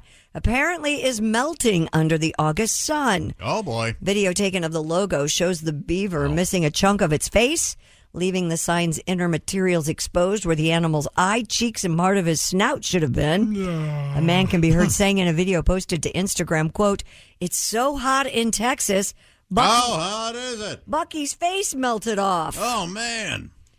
I just got back from Texas. It's that kind of heat there. It's hot. It's still being hot, over 102, 105. Was it humid too? No, it was not. Oh. It wasn't humid. Hot. I don't want to be one of those guys who said it's a dry heat, but it was. It makes a big difference. Yeah, it really especially the does. Midwesterners who are Yeah. usually swimming. I'm looking at Bucky. Poor Bucky. Yeah, you can see the superstructure underneath the sign where Bucky's face is, in fact. That's the flagship store, isn't it? I think it is. Boy, Bucky is everywhere now. It's still going to be 100 in Austin until next Monday, it looks like, and then it's dipping down to 99. Also, they'll get a break. Yeah, they get a break out. All the stations will play Toto. That's nice. 99. It's my favorite Toto song. I love it. Oh, really? That's good for you. What's your favorite Toto song? Hold the line. You got to go there. Oh, that's a hack, and then that's meaningless it. song. The Africa thing. That's a good one. We have Pat Godwin. Do you have your Beaver tribute? Sure. We're talking Beaver. I went to a place that served exotic dishes like elk and wild boar. I heard it was delicious, but one thing I ate made me sick. It's so sad to see. Good beaver gone bad. Say it again now. Good beaver gone bad. Oh, it was tough and dry. I took a whiff and almost fainted. The pink, it turned brown, and it tasted kind of tainted. You take your chances eating out. I should have had a trout. Good beef gone bad. Oh, you want it fresh. Don't let it spoil rotten. Oh, leave it hanging around where it's forgotten. You better eat it while it's hot, 'cause pretty soon it's not. Oh, good beaver goes bad. All right now. Oh, yeah. Good beaver goes bad. Her love is dried up. It once was so delicious. She's cruel and she's cold now, vile and vicious. She was up to no good while she gnawed on the wood. Good beaver gone bad. Good beaver, good beaver, good beaver gone bad. Thank you very much. Oh, yes. Well, that actually, that song was based on a place we used to always go eat lunch. Yeah, our meetings were there. You ran them out of business. They had they stopped serving broccoli cheese soup. Yep, that was it. Into the business. The larger point here is you telling them to do that. It was a restaurant that had lots of exotic dishes, yes, like elk and et cetera, et cetera. Very much so, yeah. But it also had we would have meetings there, and I remember one time during one of the meetings, some feathers. Remember that started dropping into my soup. Oh, and because they had a very large wall hanging of wall hanging dead animals that had been taxidermied, right, which creeped me out a little bit, and that leads to this really weird zoo story.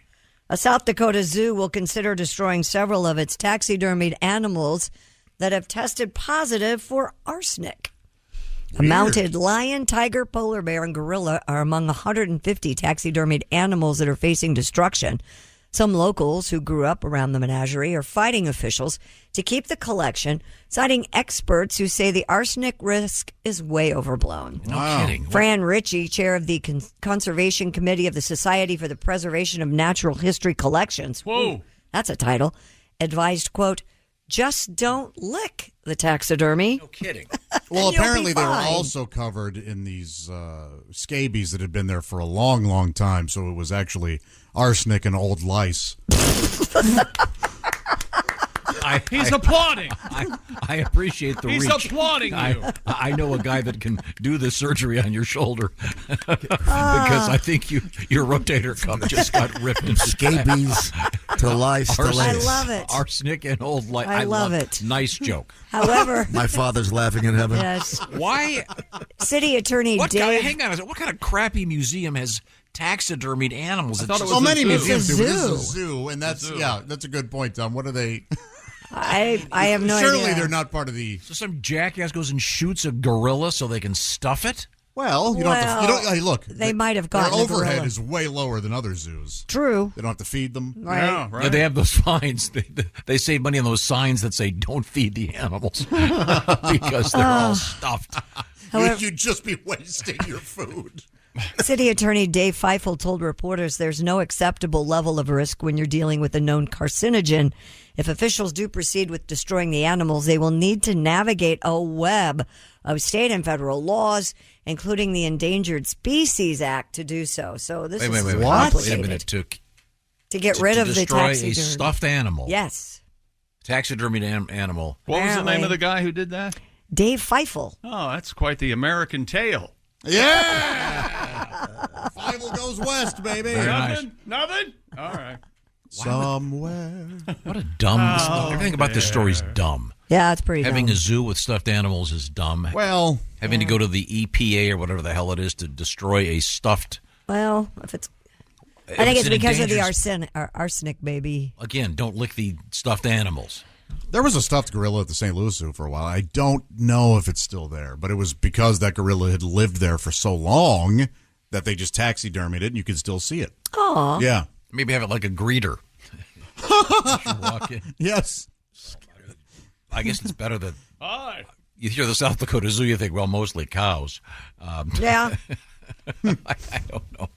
It just seems a little bit weird to me. I wouldn't want to go to the zoo. Speaking of zoos, Christy. Yes. Baby elephant? Yes, the new baby elephant was born at the Indianapolis Zoo to mom Zahara. Baby and male calf are doing well, 262 pounds. Sadly, they still don't know who the father is. Well, yeah, they do because it was an artificial insemination. Well, all right, if you want to not do comedy, we're not going to do comedy. Do they have to reach up in there and put the seed in? Well, how do you think they get it in there? I'm asking, is it a squirter or is it all right, Lloyd. Here's the glove. We couldn't get an XL, so if you have to go more than elbow deep, you may have a problem. Isn't Ronnie Howard's brother the voice of the baby elephant in Jungle Book? That's right? correct. Yeah. Clint? Whatever his name is. Clint Howard. What is it? Clint. Oh, Clint. Yes. The music was loud. He was born in May. When we come back, we have some exciting news from the world of pants and trousers. This is the Bob and Tom Show. Think you know your pro football? Then play Pigskin Pick'em every week at bobandtom.com/contest. It's your chance to win a Minimax Big Green Egg. This is the Bob and Tom Show. Hey, it's Bill Simmons from the Bill Simmons Podcast here to tell you about Michelob Ultra Courtside. It's getting fans closer to the NBA with a chance to win prizes like courtside seats, a trip to All-Star Weekend, and much more. Check it out at MichelobUltra.com/courtside. Michelob Ultra Superior Access, Courtside 24-25 sweepstakes, no purchase necessary. Open to U.S. residents 21 and up. Begins on October 1st, 2024, ends July 1st, 2025. Multiple entry periods. Visit MichelobUltra.com/courtside for free entry deadlines, and official rules. Message and data rates may apply. Void where prohibited. Pepcid Complete knows that food is one of the best parts of game day. That is, until heartburn strikes. Thankfully, just one chewable tablet of Pepcid Complete provides dual-action heartburn relief with an antacid that starts working instantly and an acid reducer that lasts all day. So you can stay focused on that second helping of chili without worrying about heartburn. All day based on 8-hour symptom relief studies during the day. Use product only as directed. Thank you very much, Christy. You're welcome. Welcome back to the Bob and Tom Show. Christy Lee at the news desk. Hey. There's Pat Godwin in the performance room. Hey, chick. There's Josh Arnold. Hi there. What now? There's Ace Cosby. I was off the air. Tom was either belching or booing when you said Pat's name. I was hope not it was a booing. belch. It was a belch. Hey, Pat, you've had nothing but home runs the last 2 days. Yes, unbelievable, Pat. Chick. Unbelievable. The Altuve. Just unbelievable. Chick, stop. Yes. You know they've been home runs. And so this hyperbole, this bull crap that I'm spewing, it just means I'm Chick, and here's the sincere Tom Griswold. Oh, you had a bunch of great ones, Pat. Yeah. Congratulations. Chick missed them yesterday. Yeah. Why don't you feel like you need to build me up like that? Is there a problem? I don't understand. I tell you what, did you hear that sportscast of Chick McGee this morning? Oh, it was fabulous. Oh, I get it. Tell you what, the guys at ESPN, they're going, we're just amateurs. This doesn't mean as much as what you, Yeah, you have to ask for it. His description of the U.S. Open, I thought I was there, and then I realized it wasn't a golf tournament. Oh, boy, no, it was really confusing. It's even more insulting than anything now. Wow. Pat, should we favor a Chick with one of the songs from yesterday? Well, we had the Porta Potty Brawl, and then we had the Burning Man. I heard Burning Man went to they had a mess. They finally, I think, got everybody out of there yesterday. Well, I don't know if they got everybody out. I think there's still a line of cars. They're trying. Burning Man is this sort of artsy-fartsy, what is it, like 75,000 people, and they had 2 months' worth of rain in one day. Yep. And they were all in the desert and warming. couldn't get out. It's global warming. Clearly, oh yeah. No. Right. My point was, it wasn't like all these people had to get out to go to a job.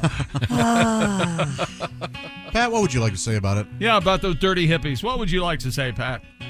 Just this last weekend, Chick, I went to Burning Man. Yeah.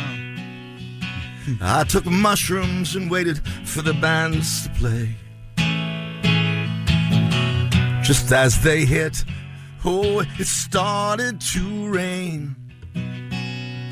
My Jeep is stuck and we can't leave today.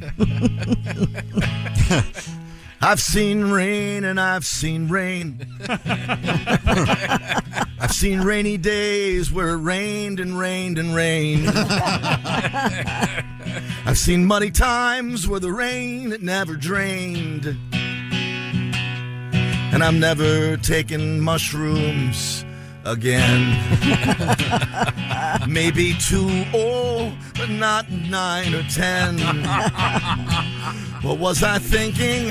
I'm never doing that again. I can't leave yet, I can't leave yet. Rain and rain. Thank you very much. A little tribute to James Taylor. You know, we did that song in my show choir, and what would happen was Really? we'd do 2 or 3 fast numbers. Mm-hmm. Oh, then you bring it. Shake down, break down, take down, everybody know it. And then the song would end, and this song would start, and we would all slowly walk to the risers and get into some predetermined pose. Like 2 people kind of sitting next to each other, one of us sort of standing, looking at a light. So as a group, you sang Fire and Rain? Yes, and then we all sang that song and pretended like it was important what we were doing. And our parents let us think that this was special. Your dad, he wasn't much for... Oh, he loved that stuff. For the BS, though, did he? Well, he loved musicals. He didn't call you out on it? Okay. No, he loved it. Yeah. I would make jokes about it and be like, no, it's entertaining, good stuff, yes. Well, I think it's nice that you were doing at least semi-contemporary stuff. Yeah. Yeah. You know, our band would do nothing but John Philip Sousa. I can't imagine. Would you like to hear the bass clarinet part from March Militaire? Because I know it. Would it help if I said no? Never mind. Wow. Well, that's. Can you still blow the old licorice stick? There? No. Really? No. Hit it. Yeah. Where are you? Where's the clarinet? Well, it didn't come in yet. You start at the beginning. All right.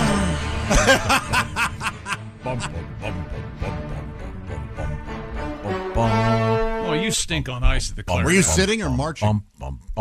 Sitting. Ah. We had to do the marching band. I took the read out. Oh, really? We'll just fake it? You were just faking it. Yeah, I had so much trouble remembering the choreography.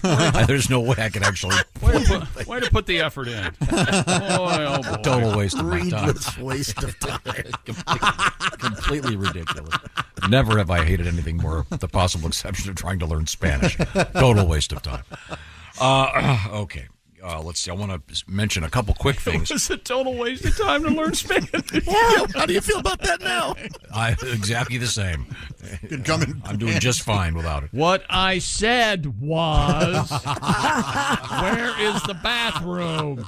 How would you like to win the Big Green Egg Mini Max? Well, you can do that.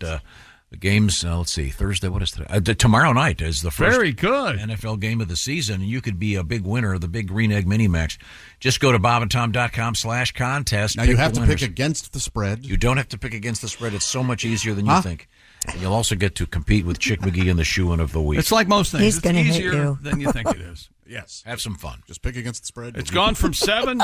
It's gone from the Lions getting 7 to the Lions getting 5 because of Travis Kelce hyperextending the old knee. Ooh, boy. They do have backup tight ends, kids. But, yeah.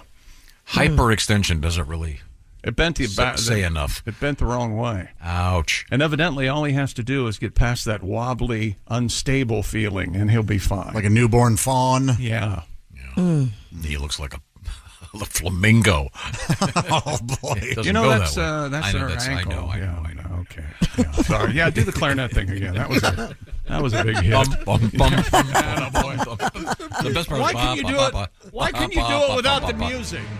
This is a different arrangement. Sure. Yes. That arrangement's actually decent. I'm just saying, Josh. Do you think you could pick it up and play again? Absolutely not. Really? Maybe if you take the readout.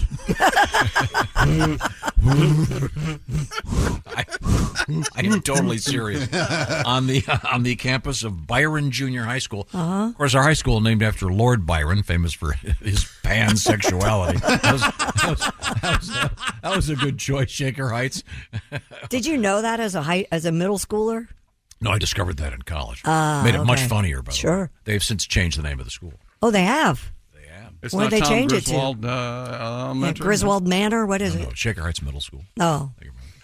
We have kind of mailed that effort Yeah, in, didn't didn't they? we have Willie G on the road with Greg Hahn. This is a must-see show Friday and Saturday at the Jukebox Comedy Club in Peoria. Well. Also, interesting article in the Wall Street Journal about Christy Lee and her special car, her little Figaro. Yes. And She I'm not built sure. it from a kid. It's not okay. It's not in today's print edition, so I think it'll be in tomorrow. Okay, I'll let you know. it's in the digital edition if you are a Yes. subscriber. But it's fun. A fun article about Christy and her little car. This little teeny little Figaro. My little Figaro. Figaro. Right now, coming up in the news, we have what? We have the new pantless trend if you want to jump into the fashion game. I'm in. Rolling Stones have a new album coming out. We have a fish getting a CT scan. That ought to have been an interesting. Really? Yeah. Whoa. You try to make a... Is the toilet not working? Probe. Well, the new TV show, Diagnosis Flush.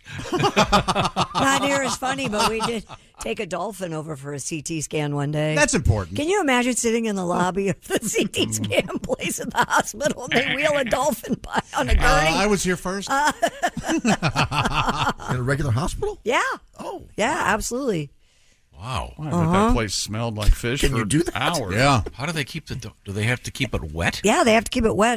Yes. They have to dry They have it. to keep the fish wet, too. We'll talk about that. Well, here's the thing. If dolphins were on land, they could walk. They just don't They want you to just know choose that. not to. Yeah, they don't want you to know that. Okay. And They these kill are us so all. fascinating. And these That's are what they're talking about. These are not taxidermied. So No. anyway, no. But to answer your question, Christy, What? they did change the name of Byron Junior High School Okay. to Freddie Mercury. Freddie Mercury Junior High. Give it up for your fighting queens. What's gonna happen? What's gonna happen? I don't know. Hey, Tom, don't you feel like you need to buy someone jewelry? I sure do. Yeah. Boy, do I ever. I bet. And where would I buy that chick, Mickey? Steven Singer Jewelers, our buddy Steve. Steven does not like what I call Franken diamonds. You know what I'm talking about? Yeah, lab-grown ones. Icky. Lab-grown diamonds. What? No, the real thing is Steven Singer is famous for, among other things, of course, his quality fast shipping, the beautiful cards you get. And if you get those orders in from Steven Singer Jewelers, you get them in before about 2 o'clock Eastern Time. It's out the door that day. An amazing selection, lots of stuff of all types. Maybe that back-to-school bracelet for your sweetie. That'd be a nice idea. Perhaps an engagement ring. Well, when it comes to diamonds, these are not laboratory-grown diamonds. He likes the organic, the earth-born diamonds, if you will. And by the way, Steven Singer is also famous for that upgrade. Maybe a year from now, maybe next week, you want to go up. Well, you can. You'll get the full value of the first one. How about that? It's from IHateStevenSinger.com. That's the place to go to find out what I'm talking about. In fact, Steven dislikes the laboratory-grown diamond so much he'll give you one when you buy a real one. Get all the details. IHateStevenSinger.com. I love talking to Steven. He's always got interesting things going on in his life. My favorite story he told us was that when he gives his wife some jewelry, he has to supplement it because since he's a jeweler, there has to be, for example, maybe it's a bracelet inside a car. But you don't have that problem. You give your sweetie a nice bracelet or something nice from Steven Singer, she's going to love it. I promise. IHateStevenSinger.com. Now, coming up, we have a new album from the Rolling Stones of original tunes. We'll find out what that's all about when we come back. This is the Bob and Tom Show. Still getting around to that fix on your car? You got this. On eBay, you'll find millions of parts guaranteed to fit. Doesn't matter if it's a major engine repair or your first time swapping your windshield wipers. eBay has that part you need, ready to click perfectly into place for changes big and small.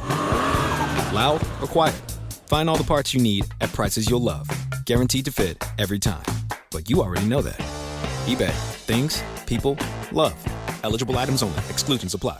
Every cup of Nespresso coffee is an invitation to transform your morning routine into a ritual you can treasure each and every day. Using the Virtuo Pop, a simple touch of the button freshly brews bold aromas and a rich, velvety crema layer for delicious cafe-quality coffee at home. Whether you enjoy your coffee hot or over ice, every sip, every morning is unforgettable. Nothing tastes like Nespresso coffee. Visit Nespresso.com or our app to explore our full range of easy-to-use machines and coffees not found anywhere else.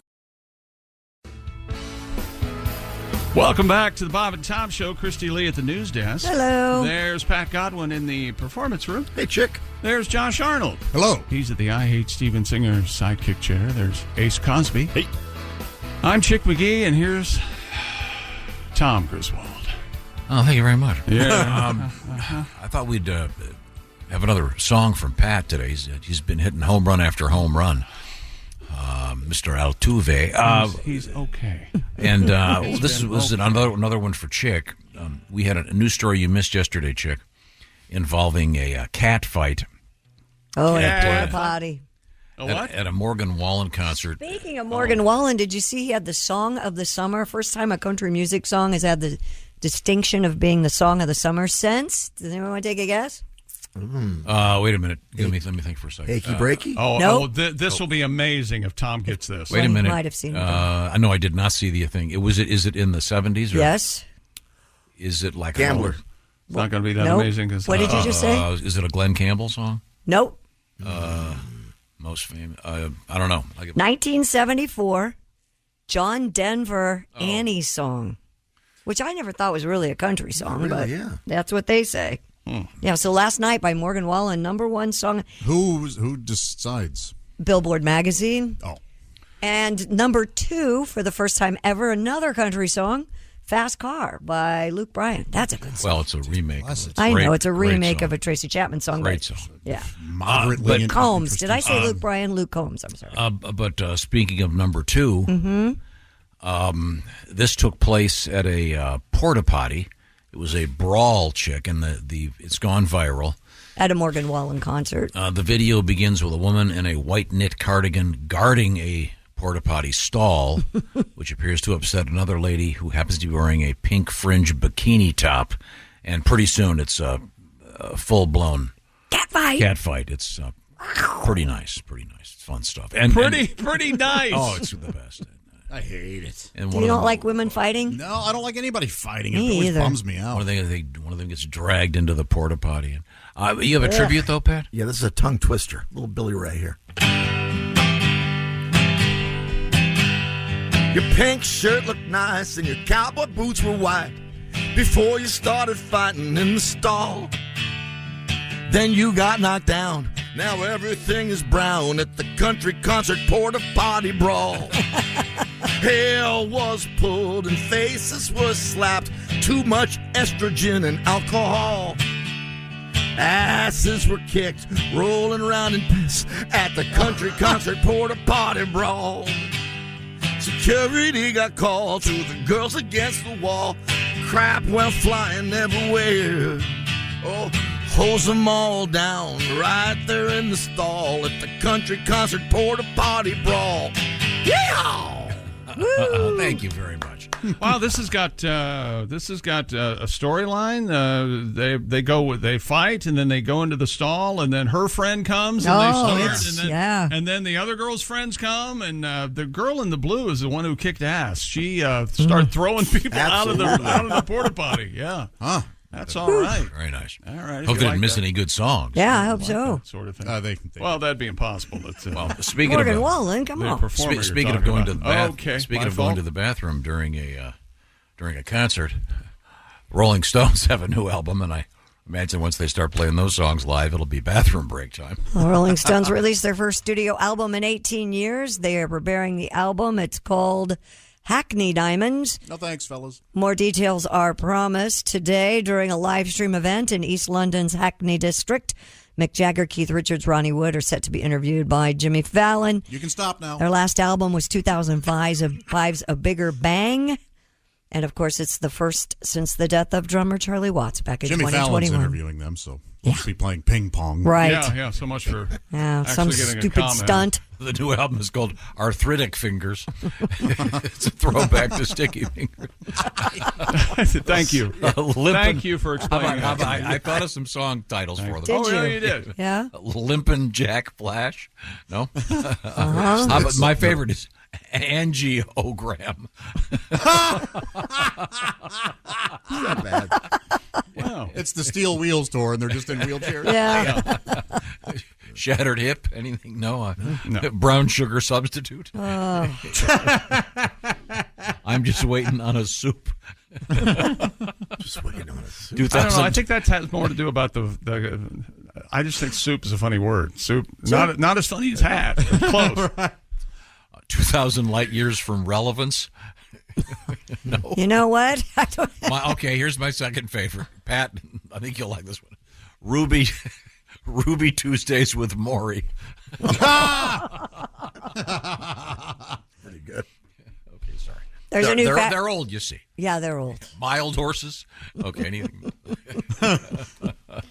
There's a new trend out there that celebrities are doing. It's a pantless thing. According to CNN Style, actor Emma Corrin, known for the Netflix series The Crown, donned only a cardigan, pantyhose, and underwear during a red carpet event at the Venice Film Festival. No one will notice me if I don't wear pants. Oh, look, they're looking at me. I'm sure they would, because she was the only celebrity there. No, she's not the first to step out in underwear.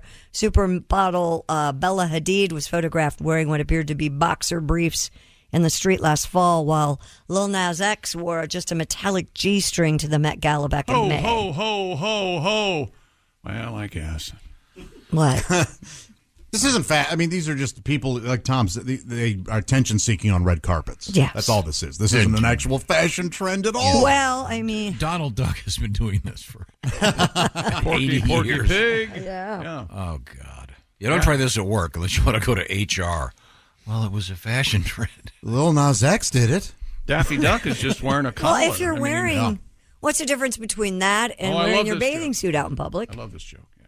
Right. I mean, but that would be basically weird, pantless. right? Yeah, if you saw somebody in a bathing suit in the middle of Target, you'd think that's a weirdo.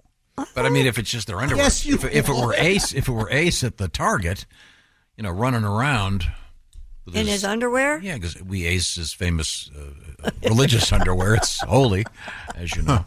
But you know what it's time for, don't you? Hang on a second. Did you just make the joke?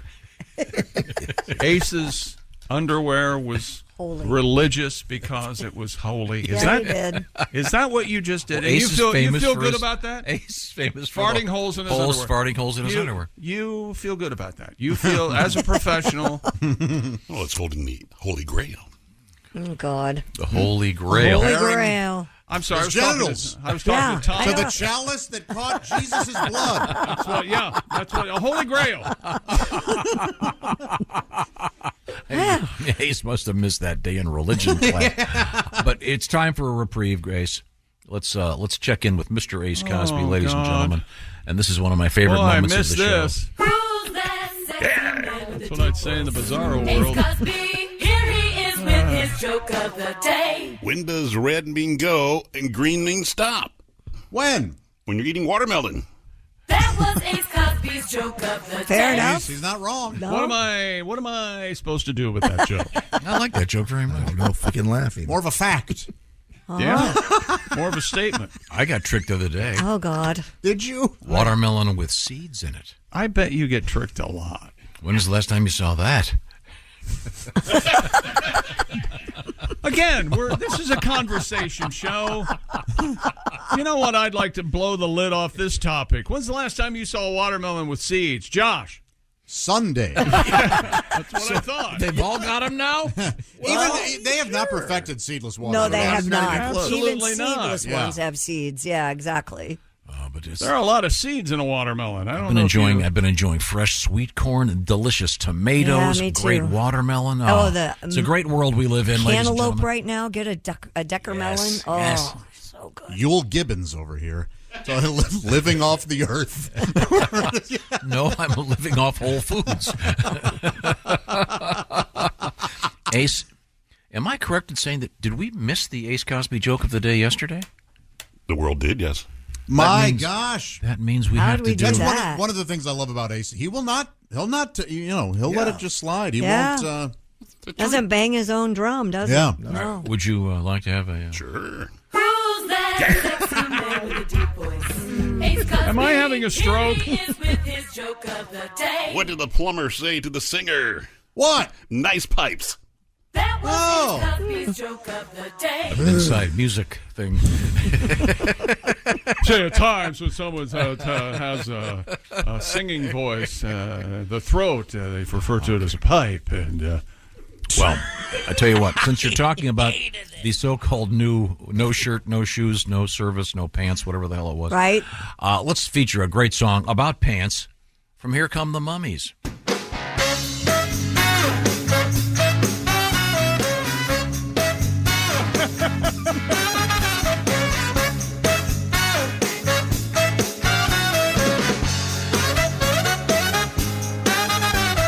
Monday, Tuesday, hump day is halfway.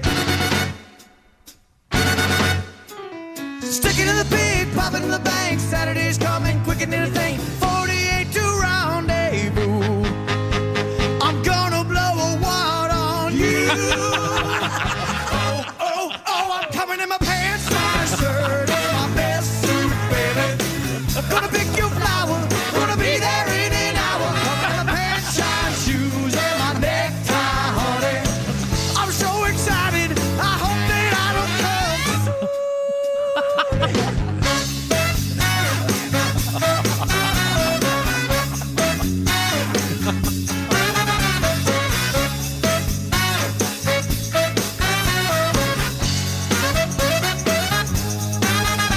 I can't move on, attention is long gone. Suits are pressed, wallets in shape. The only thing left is a little manscape. 24 to rendezvous. I can't wait. I'm gonna blow a wad on you. Oh, I'm coming in my pants, my shirt, it's my best suit, baby.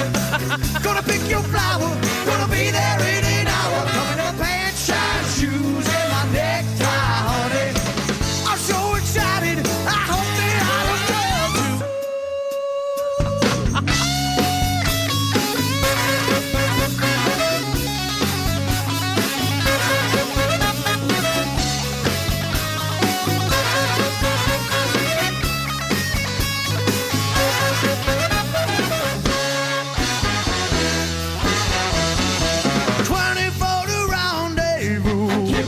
I can't wait. Gonna blow a wad on you.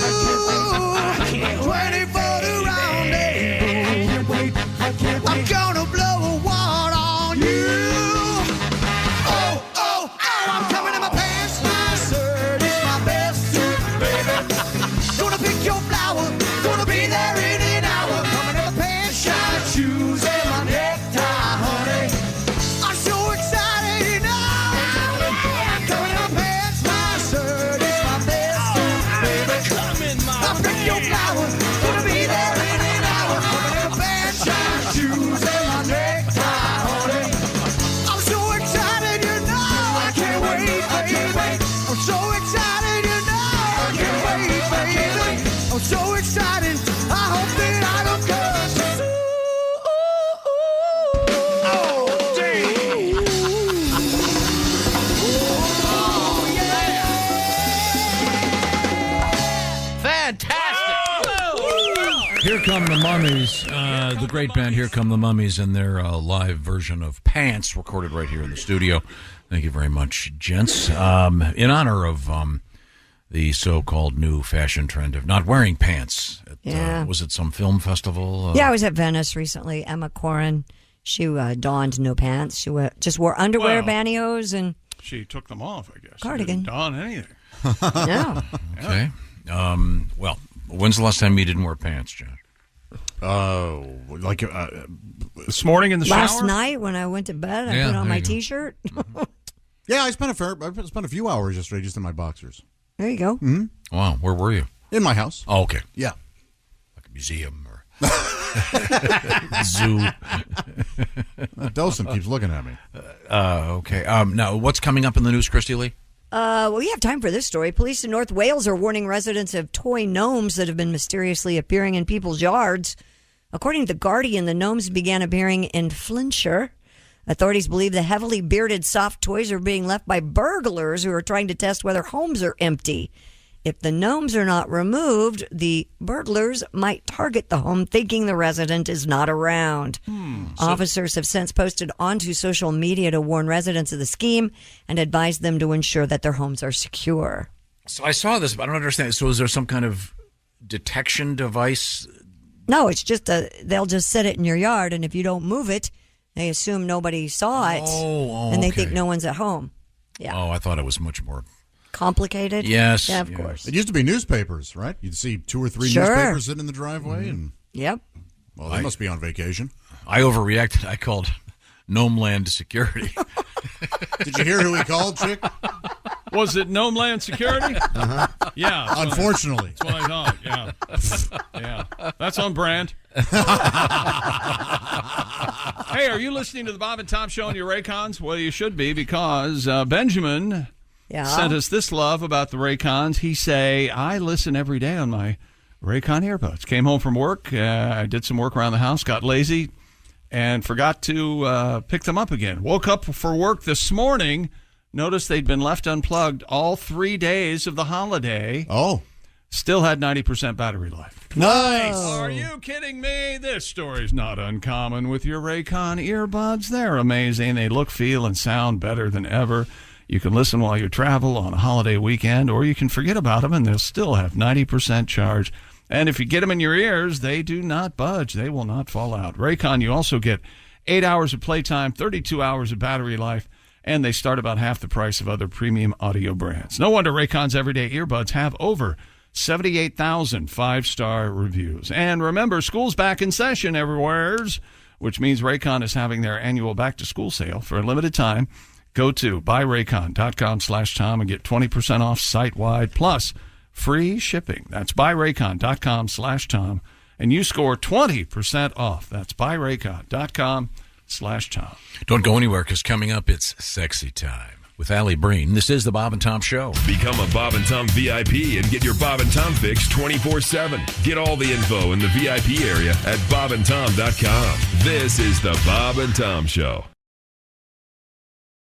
Ms. Pat. Hey, welcome back to the Bob and Tom Show. Christy Lee at the news desk. Hi. There's Pat Godwin in the performance room. Hey, Chick. There's Josh Arnold. Hey, man. He's at the I Hate Steven Singer sidekick chair. I totally blacked out. I don't know what's going on. I'd forget my name, too, if it weren't attached to my butt. There's H. Cosby. You know what I'm saying. Time for you to go and run the Senate. And here's Tom talking about things that he tells us not to talk about. But he feels he's Rolling exempt. Stones' new album, Christy. Hackney Diamonds, my friends. That's the name of it. Hackney Diamonds. Okay. Yep. We have a very short excerpt of Stones, one of the new ones. Oh, we do? Yeah, this is, I'm not kidding this time. It's called Don't Get Angry With Me. Okay. All right. From the new Hackney Diamonds. Yeah, I thought it was the remake of Angie, once again, Angiogram. Because they're old, you see. Here it is, the Rolling Stones, this little taste.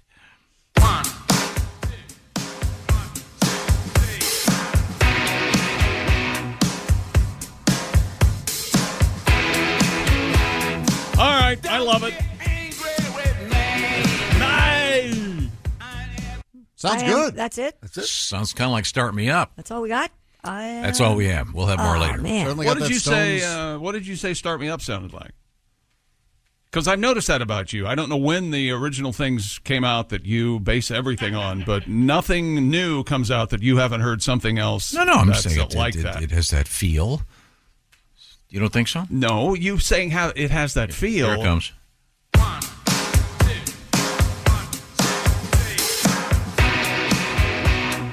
Nice riff.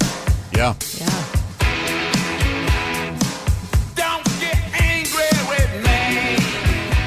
Okay. I think Start Me Up's totally different. I'm going to give that a listen. Yeah.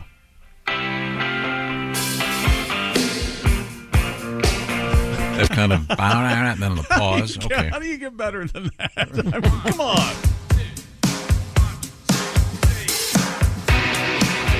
I don't care for the counting. I don't. Oh, it's kind of cool. It's all a great comedian Dan Chopin has the. I went and saw the Stones.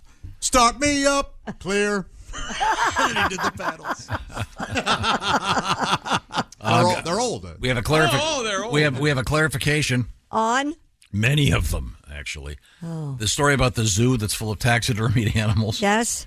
Apparently, there was some guy that donated all that. It's kind of confusing. I'm not sure what. Oh, it's kind of like in a museum it's or like something. the museum sort of next door to the so real they zoo. actually have animals and at they're the trying zoo. to. I think they're Okay. trying to get rid of it because it's a bunch of dead animals that are stuffed. I think people want to see the real live ones.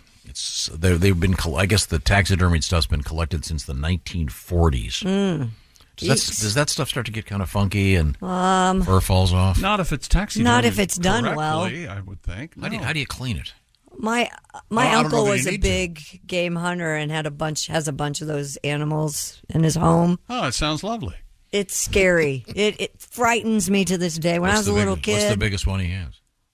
He has a bear. I'm not joking. I'm not. Really? God is my witness. Yeah. Lancaster, Pennsylvania, they live. And, he in the has dining a bear. room? The No, they bear's have in the dining room? He has his own room. It's like a trophy room. It's like this.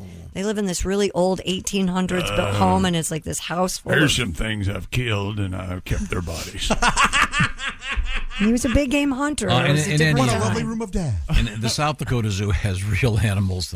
Lovely. There's some. I'm sure it's a lovely But there's some zoo. concern. Yes. What is it? Mercury or arsenic or something, and they don't want to. Arsenic poisoning. Yeah. The what is it? The endangered species people are involved. They're dead animals. For God's sake, come on. Well, good luck with it. Hope they get the zoo all fixed up. Yeah, I think now we have our pigskin pick'em competition going, and since Chick no longer is going to allow anyone who wins to stay at his house, which was the original prize, Christy Lee stepped up and got this nice letter from a member of the Morning Breath Club. Yeah. This is from Cray. I don't know if He you know writes, what you're talking about. I have my picks in. I was wondering what night I get to spend at Christy's house. So this guy's assuming he's going to win. Oh, okay. And then he goes, should I bring my bass? Which I think is a nice thought. My Thank you. husband might think that's a little weird, but Thank you, Cray. yeah. And once again, you can enter our contest. You've got until tomorrow evening, early evening, because it starts with the first Thursday nighter. You could win yourself a beautiful, just the beautiful. I can't tell you how much I enjoy my Big Green Egg. You can get the Big Green Egg Mini Max. Just get those entries in bobandtom.com/contest. Pick the winners. It's that simple. You don't have to worry about the spread or anything else. We turn back to Christy Lee at the news desk. A French angelfish with an off-kilter float has its buoyancy back after getting a CT scan at the Denver Zoo. Oh, yeah? A zoo worker recently noticed the blue and yellow fish was swimming with a tilt, prompting a visit last week to the facility's on-site hospital. Now, at my house, when the goldfish start swimming with a tilt, it's flush time. Yeah. Zoo spokesperson Jake Kuby said the CT scan took place in a machine large enough to fit a 700-pound grizzly bear. I can't feel my right fin. Some special I'm scared. accommodations were needed. Does anybody else smell krill? I'm scared. The nearly 7-inch fish was sedated, balanced upright on a sponge, and had water poured over its gills to keep it alive. As Waterboarded. the scan took place. Thus short-circuiting the $5 million CT scanning machine. The fish was diagnosed with inflamed intestines that caused too much gas, which affected the fish's buoyancy. Fish farts. That's a thing. Yeah, Kuby said that the fish was treated with antibiotics and is now doing much better and just keeps swimming. Yes. You know, they tried that fish float at McDonald's. Very unpopular. Fish float. Let me get a double cheeseburger, large fries. And I'll try that fish float. It was like an offshoot of my favorite thing at McDonald's, the Filet-O-Fish. They thought, maybe turn it into like a root beer float. It's just very unpopular. Test marketed very poorly. Oh, Trader Joe's has a root beer float ice cream bar, ladies and gentlemen. Is that right? You shouldn't have told me that. Oh, it's so good. So good. It sounds so good. It is very good. Root beer or root beer? Root beer. Root? You go for Root the root? beer. You're root beer. Are you a root beer? I heard you. And Root if you beer change float. your story now, Root what is beer. it? A root beer float. Root beer. Yeah, Sorry, of I course don't know. it is. Yeah. Sarsaparilla in my house. Is it? Oh, yeah. Yeah, you go old school. That's right. I'm surprised Tom doesn't call it that. Why did they go to the trouble to save a 7-inch fish with a CT scan? Because they could. Because they can. Doesn't a CT scan cost Medicare? Not for them. $8,000. They own the machine. It's in their own hospital. They didn't have to take it to another hospital to do it. Yeah, it's right there. It's right there. Hey, we got the machine. Why not try to use save it? this thing? The three-legged. Hey, look, I don't care if that kid's in an iron lung. The fish goes first. Oh my gosh! We'll get back to our three-legged bear in a minute. Priorities, doctor. We have a fish here. Two parents, their kid in an iron lung, and they see a fish going. The husband looks at his wife. We need to get better insurance. Boy, the triage here. I don't know what the hell's going on. What plan are we on? Coming up, it'll be Sexy Time with Alli Breen. We always look forward to that. The answer to my prayers. And we have a three-legged bear story that I think is going to have a tie to Pat and a song, if I'm not mistaken. Oh, that's exciting. I didn't know that. I also want to remind you that Willie G is on jury duty. And that's why he's not here today. He'll be in Peoria with Greg Hahn. It's going to be a great set of shows this Friday and Saturday at the famous Jukebox in Peoria, so you can look forward to that. We're coming right back. This is the Bob and Tom Show. This is the Bob and Tom Show. Text us at 888-262-8661. More Bob and Tom next. This is a message from sponsor Intuit TurboTax. Taxes was getting frustrated by your forms. Now, Taxes is uploading your forms with a snap, and a TurboTax expert will do your taxes for you. One who's backed by the latest tech, which cross-checks millions of data points for absolute accuracy, all of which makes it easy for you to get the most money back, guaranteed. Get an expert now at TurboTax.com. Only available with TurboTax Live Full Service. See guaranteed details at TurboTax.com/guarantees. Welcome back to the Bob and Tom Show. Christy Lee at the news desk. Hey. There's Pat Godwin. Hey, chick. He's over there in the performance room. Jessica Alsman joins us. Hi. There's Josh Arnold. Hello. The I Hate Steven Singer sidekick chair. There's Ace Cosby. Hey. I'm Chick McGee, and here's Tom Griswold. Thank you very much. Sorry to bother you. I'm over here, just getting ready for some more news from Christy, and of course, Sexy Time with Alli Breen. We always look forward to that. We help you with your love troubles. Sure. What have you got, Christy? A three-legged black bear, do-de-do, broke into a residence in Florida and helped itself, oddly enough, to 3 White Claws. That's crazy. That's the way he thought it was. Yes. Just 3. Yeah, Ms. Josari Finente DeGello told WESH-TV Make a wish upon a star. that home security cameras captured the 3-legged animal breaking into her house in Magnolia Plantation. Her son Joseph was home at the time of the break-in and took additional video of the bear they've nicknamed Tripod wandering around their lanai. She went on to tell the station he ate the fish Used food. to be my nickname. Oh, yeah. No kidding. All those days of public showers. He ate the fish food we had outside next to our fish tank, then proceeded to the bar. He took 3 White Claws, drank, and left very happy. That's His funny. favorite flavor? So he's mango and strawberry. He's got 3 legs, and he Took 3 bear claws. Yeah. wow, that's kind of sweet. 3 White Claws. I want to know what happened to that Bear leg. claws funnier. 3 bear claws is what I had just. Yeah. What else? I want to know what happened to the leg. What happened? Well, he's not really at liberty to tell us. It was chewed off by He's a a house wild bear. A house cat. cat. A house cat chewed it off. like, did they? He drank all the White Claws, passed out, and Chick's right. The house cat came. He was watching the reboot of Sex and the City, and Let's eat it. Pat, don't you have a tribute to the White Claw? Yeah, let's update it here.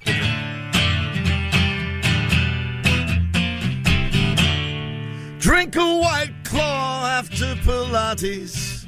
Get your nails done. High noon's better, a little hipper, or stick with liquor.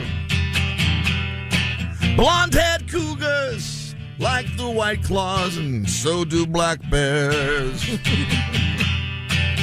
If bears drink White Claws, run as fast as you can, or you might get clawed by a bear and start singing like a castrated man.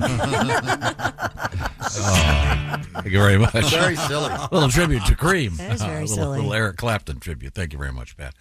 Now, we have more news. Taco Bell debuting Mountain Dew Baja Blast flavored gelato. The fast food chain said it will be testing the gelato for a limited time at one restaurant in Irvine, California. Available while supplies last. Taco Bell's first ever gelato is based on the popular soda, of course, of the same name. The brand promised that once the Mountain Dew Baja Blast gelato sunsets, another flavorful Baja Blast innovation will be coming around the corner. When it apparently comes. this fall. Alsman, you're a big Mountain Dew fan. Do you like the Baja Blast? Love it. I'm so happy they have it in cases now. You can buy it in the can or bottled. Really? At Taco Bell. It's awesome. Okay. Doesn't the name bother anybody besides Baja Blast? No. No? Why does it bother you? Sounds like you're breaking into the Alamo. What? With dynamite. Man, your brain doesn't work like anyone else's. I had gelato in Austin, and first time. Yeah. And I won't do it again. Yeah. Why? I'm an ice cream guy. I'm with you, ice dude. Cream guy. I'm with you. No. It's fine. It's okay. But why wouldn't I just have ice cream? It reminds me of the ice cream they try to pass off at those food buffets. Yes. Very, very icy, very no cream, no ice cream. I'm with you, man. Once again, this is one of the places Josh will take a stand. He feels that at the Chinese buffet, the desserts are somewhat inferior. He's not wrong. They are inferior. Way incredibly inferior. Gelato a lot like sherbet? I think so. Yeah. I like sherbet better than gelato sherbet, whatever Really? they're calling it. Yeah. Gelato's delicious. Well, for you. And you can go to the insane. You can go to the Chinese buffet, Josh. And there's one I can show you that's 150 yards from a Dairy Queen. Yeah, but I mean, that's it's perfect. But you're still missing that. The idea is the buffet has everything. Unless You already paid for it. Unless I'm picking up McDonald's French fries, I don't go to two places for lunch. Yeah, okay? yeah. You shouldn't have to do that. It should Okay. What's dessert at the Chinese buffet? I just always remember the Jell-O. And that's the thing. That was it. Sometimes they have pudding, and that's the best thing on there. But they try to make. They have these Some little cake, cakes some and these weird cookies, some weird cake, and that they has always no suck. no taste. Yeah. They're Oh, terrible. they have almond cookies or something, aren't they? Like yeah. I mean, even You've those- heard of tasty cakes? Yeah. Well, it's the exact opposite. Right. Yeah, tasteless cakes is what they are. Yeah. Okay. Yeah. Parents in San Antonio. Wake up, Chinese buffets! Yes. Parents in San Antonio say a school policy singles out students who are on their menstrual cycle. School officials say they put the rule in place due to a long-standing problem of abusing bathroom access. Is the policy? Parents have reported to KNS 5 News. I was just going to say. It's not. I bet it's the toilet problem and flushing the toilet and with the tampons. With the tampons.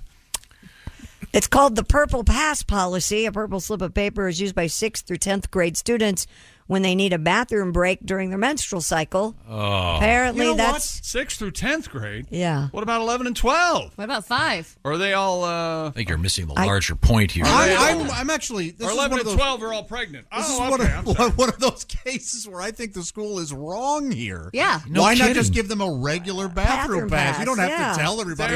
They're abusing it. We need to label these kids to find out. So they give them, what is it, purple? Yes, a purple pass. Yeah, Kevin got a brown one for his IBS. Jeez, that's just awful. It's ridiculous. Just give them a generic pass. You don't have to... Keep that story. That's not going to last long. No way. Oh, no. Yeah. Yellow if you have to pee. Yeah. Right. God. If you're on the football team, you just... What if you have to smoke? What do you get? No, if you're on the football team, you just get up, nod at your teacher, and they let you go back. That's right. That's why we did it. Oh, yeah. Yeah. I just know if on Salisbury Steak Day, they better get a lot of passes ready for the IBS crew. That just seems ridiculous. So you're telling me that you'd have Salisbury steak at lunch, and then moments later, you would have an incident. We used to refer to You think it... that's how the human body works, mister? We used to refer to it as Gunther's Go-Go Gravy. Right. And if only we but that's not possible. No, I mean, if we could bottle Gunther's Go-Go Gravy, it would put the Metamucil people out of business. Instantly. Oh, it was unbelievable. I don't. And it would just fill the. Oh, everyone knew about it. Come on. Let's move on. That's so disgusting. No, it's disgusting that they're having young women have to have a purple pass to go to the bathroom because they're on their period. But do they have to tell their teacher, hey, I got to go change the tampon, so I need the purple pass? I guess. Like your guy chemistry teacher. And it's why don't they have the band director with a big red flag and 3 trumpets behind them?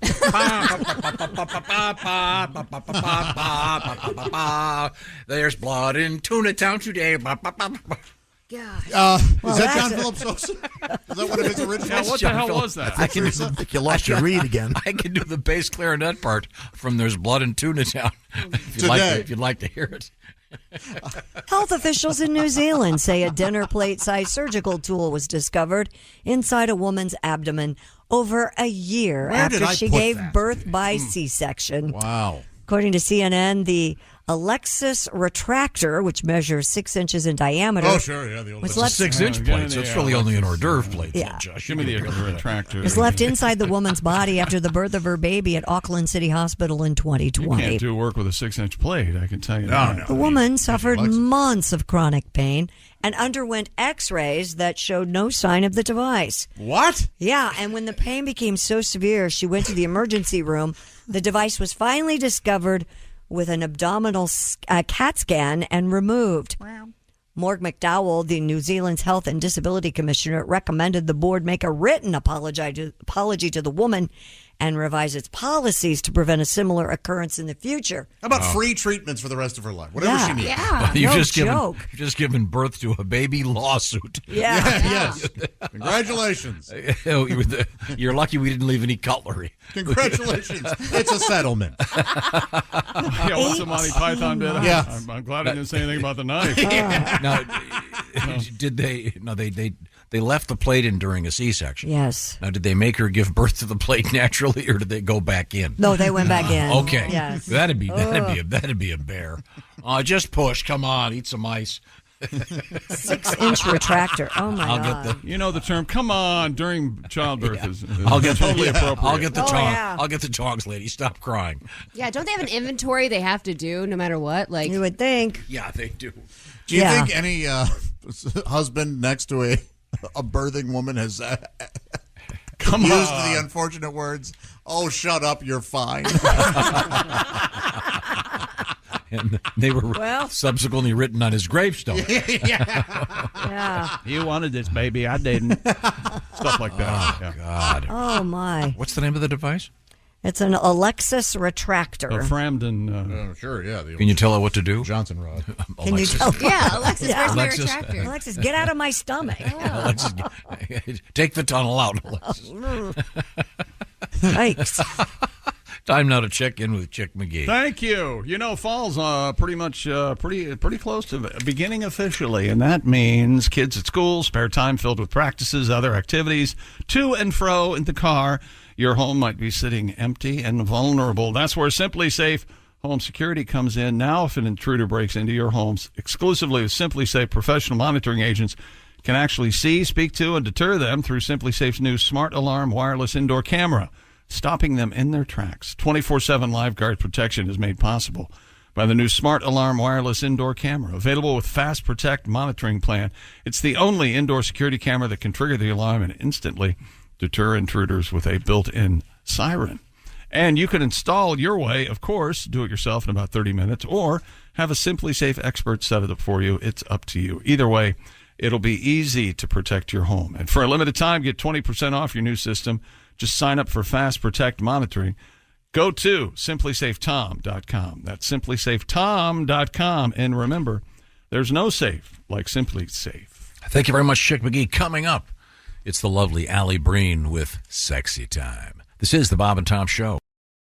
Life is made up of many gorgeous moments. Cherish them all, big and small, with Blue Nile. Whether it's for yourself or a loved one, Blue Nile's unrivaled selection of expertly crafted fine jewelry and statement pieces help make all your moments sparkle. Blue Nile's experts are on hand to guide you, and their Diamond Guarantee ensures you get the highest quality at the best price. Celebrate a life well lived in the most radiant way and save up to 30% at BlueNile.com. That's BlueNile.com.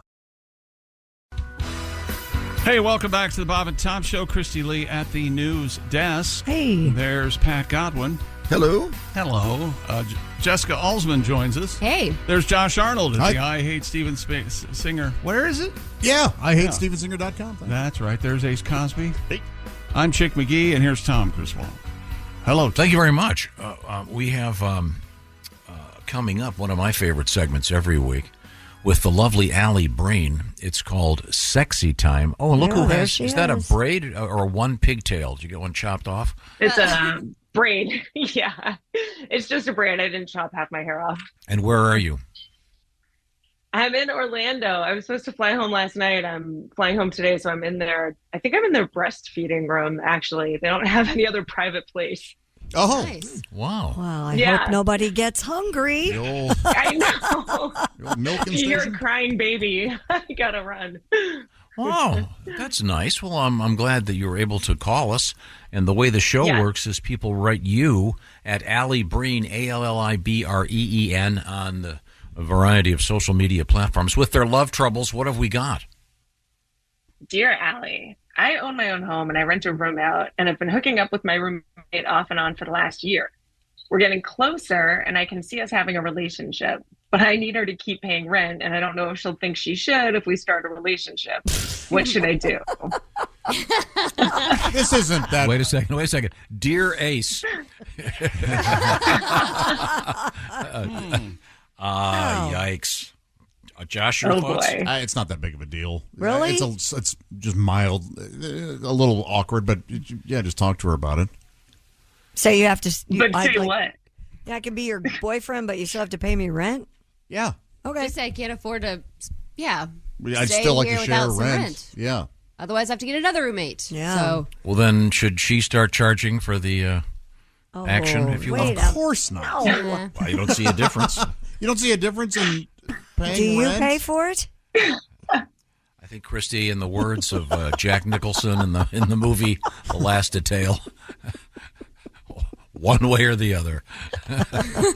You pay for it, right? Yeah, we all do, don't we? Great movie. Highly recommend The Last Detail with Jack Nicholson. my boyfriend and I split rent when we were first living together. Yeah, I And think even it's more still, we common. split everything, so it shouldn't be a big deal. Right. We I think split it's the transition that's awkward. Yeah.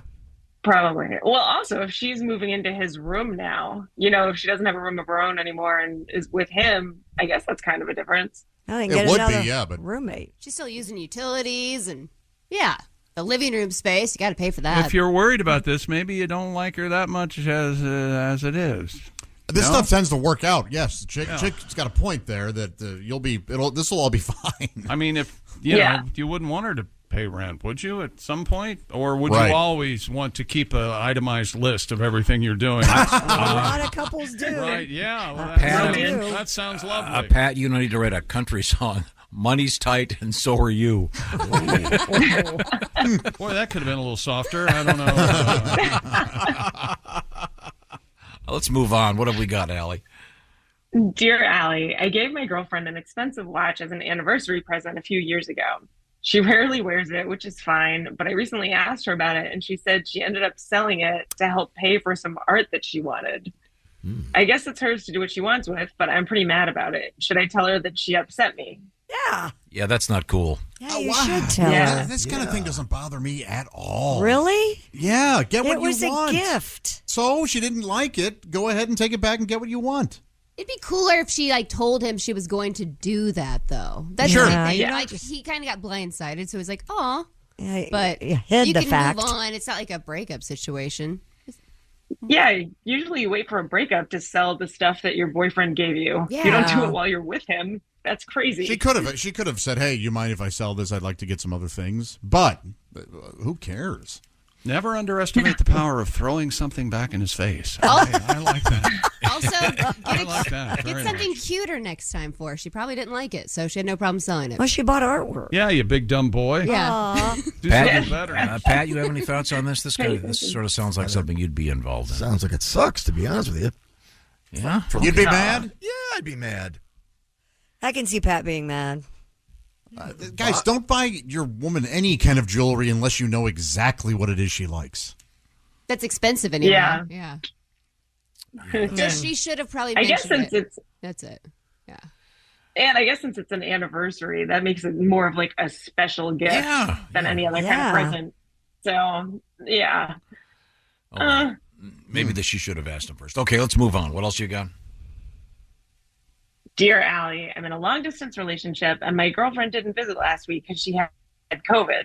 I DoorDashed her some goodies to feel better, and she wasn't home to get them all day. I finally asked where she was, and she said in bed, and I told her I've tried sending her stuff, and she said, well, she must have been inside sleeping. I sent the guy back 3 times, so I don't believe her. Am I being crazy? Yes. Yeah. No. No, not at all. Yeah. No, she's banging the fire department. Break it up. Or the DoorDash guy. Break it up. Hey, what a great boyfriend. Sent me some Trash. What do you tip on, D? Yeah, I wasn't feeling well, but now I feel great. Yeah, there's a Hallmark movie. Exactly. It's the best DoorDash ever. Yeah. Yeah, I think it's bad news for you, dude. Sorry. I don't at all, man. Yeah. I don't want to get out of bed if I'm sick. You wouldn't know if your doorbell was ringing and you were in bed. You wouldn't go find out who Most was at of the door? time, DoorDash doesn't ring your bell. Right. They just don't drop it on the even- step. Right. They don't let you. They don't let the I didn't know that. But they knock or something, don't they? If you tell them to go back 3 times. 95% of the time, they just silently leave the stuff. I had no idea. Oh, well, in that case, yeah, maybe she was asleep. Okay, I've got the title for the Christmas movie. Okay. I'll need help with this, Pat. It's got to have something like DoorDasher. That's one of the reindeer. Oh, yes. Maybe the service would be called DoorDasher, and then this guy, who's the DoorDash guy, finds out about this woman, and they have the meet cute, and she's wearing like a face mask and no top. Yeah, that happens in those Hallmark movies. That's it, yeah. It's in Hallmark trademark. Yeah. Maybe more guys would watch. And then she takes the face mask off, and she's gorgeous. Oh, yeah. It's writing itself. Okay, Allie, let's move on to the next letter. Dear Allie, I just found out my husband of 22 years once had a gay fling in college. He actually gets no different than any other past relationship he's had, and that I'm crazy for making a big deal of it. But I'm not being crazy. Isn't this worth mentioning? It's totally different, right? I don't know. Read the first sentence again. Did he tell her? No, she just found out. I don't know how. But her husband of 22 years had a gay fling in college. So what? Yeah. And never It was mentioned 22 years ago. I don't know that it matters, right? I don't matter. It's in the past. You didn't even know him then. Right. Only if you guys were dating would it really matter. Just keep wearing the strap on and don't worry about it. Dear Peg. Let him have his Thursday nights. Okay. All right. Put on that football jersey. Alli Breen is a great comedian, and she's also the proprietor of Sexy Time. You can write her at ALLI BREEN on various social media platforms. Allie, we were talking about something earlier today. I mentioned that my father loved the word jackass. Jackass and horse's ass were about as rough as he would get. There were certain politicians he'd go, that guy's such a horse's ass. But did you, in your family, did you have a word from one of your parents that was when they were really mad about something or some particular person? Did you have a go-to? Oh, God. My parents didn't swear. That was very not cool in my house. But they would go silent and give you a stare and basically slam doors. I got hit with a wooden spoon.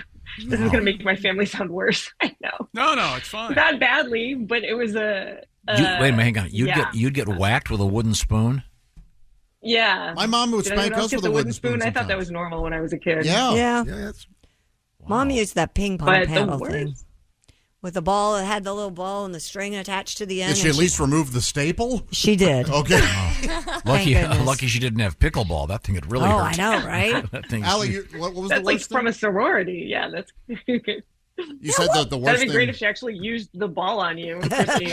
Like, just cut it. I'm sorry, Josh, what was your question? Oh, Allie, you started to say what was the worst thing that happened? What was the With worst punishment my- that you ever had? No, I think, whatever. We had, like, no TV.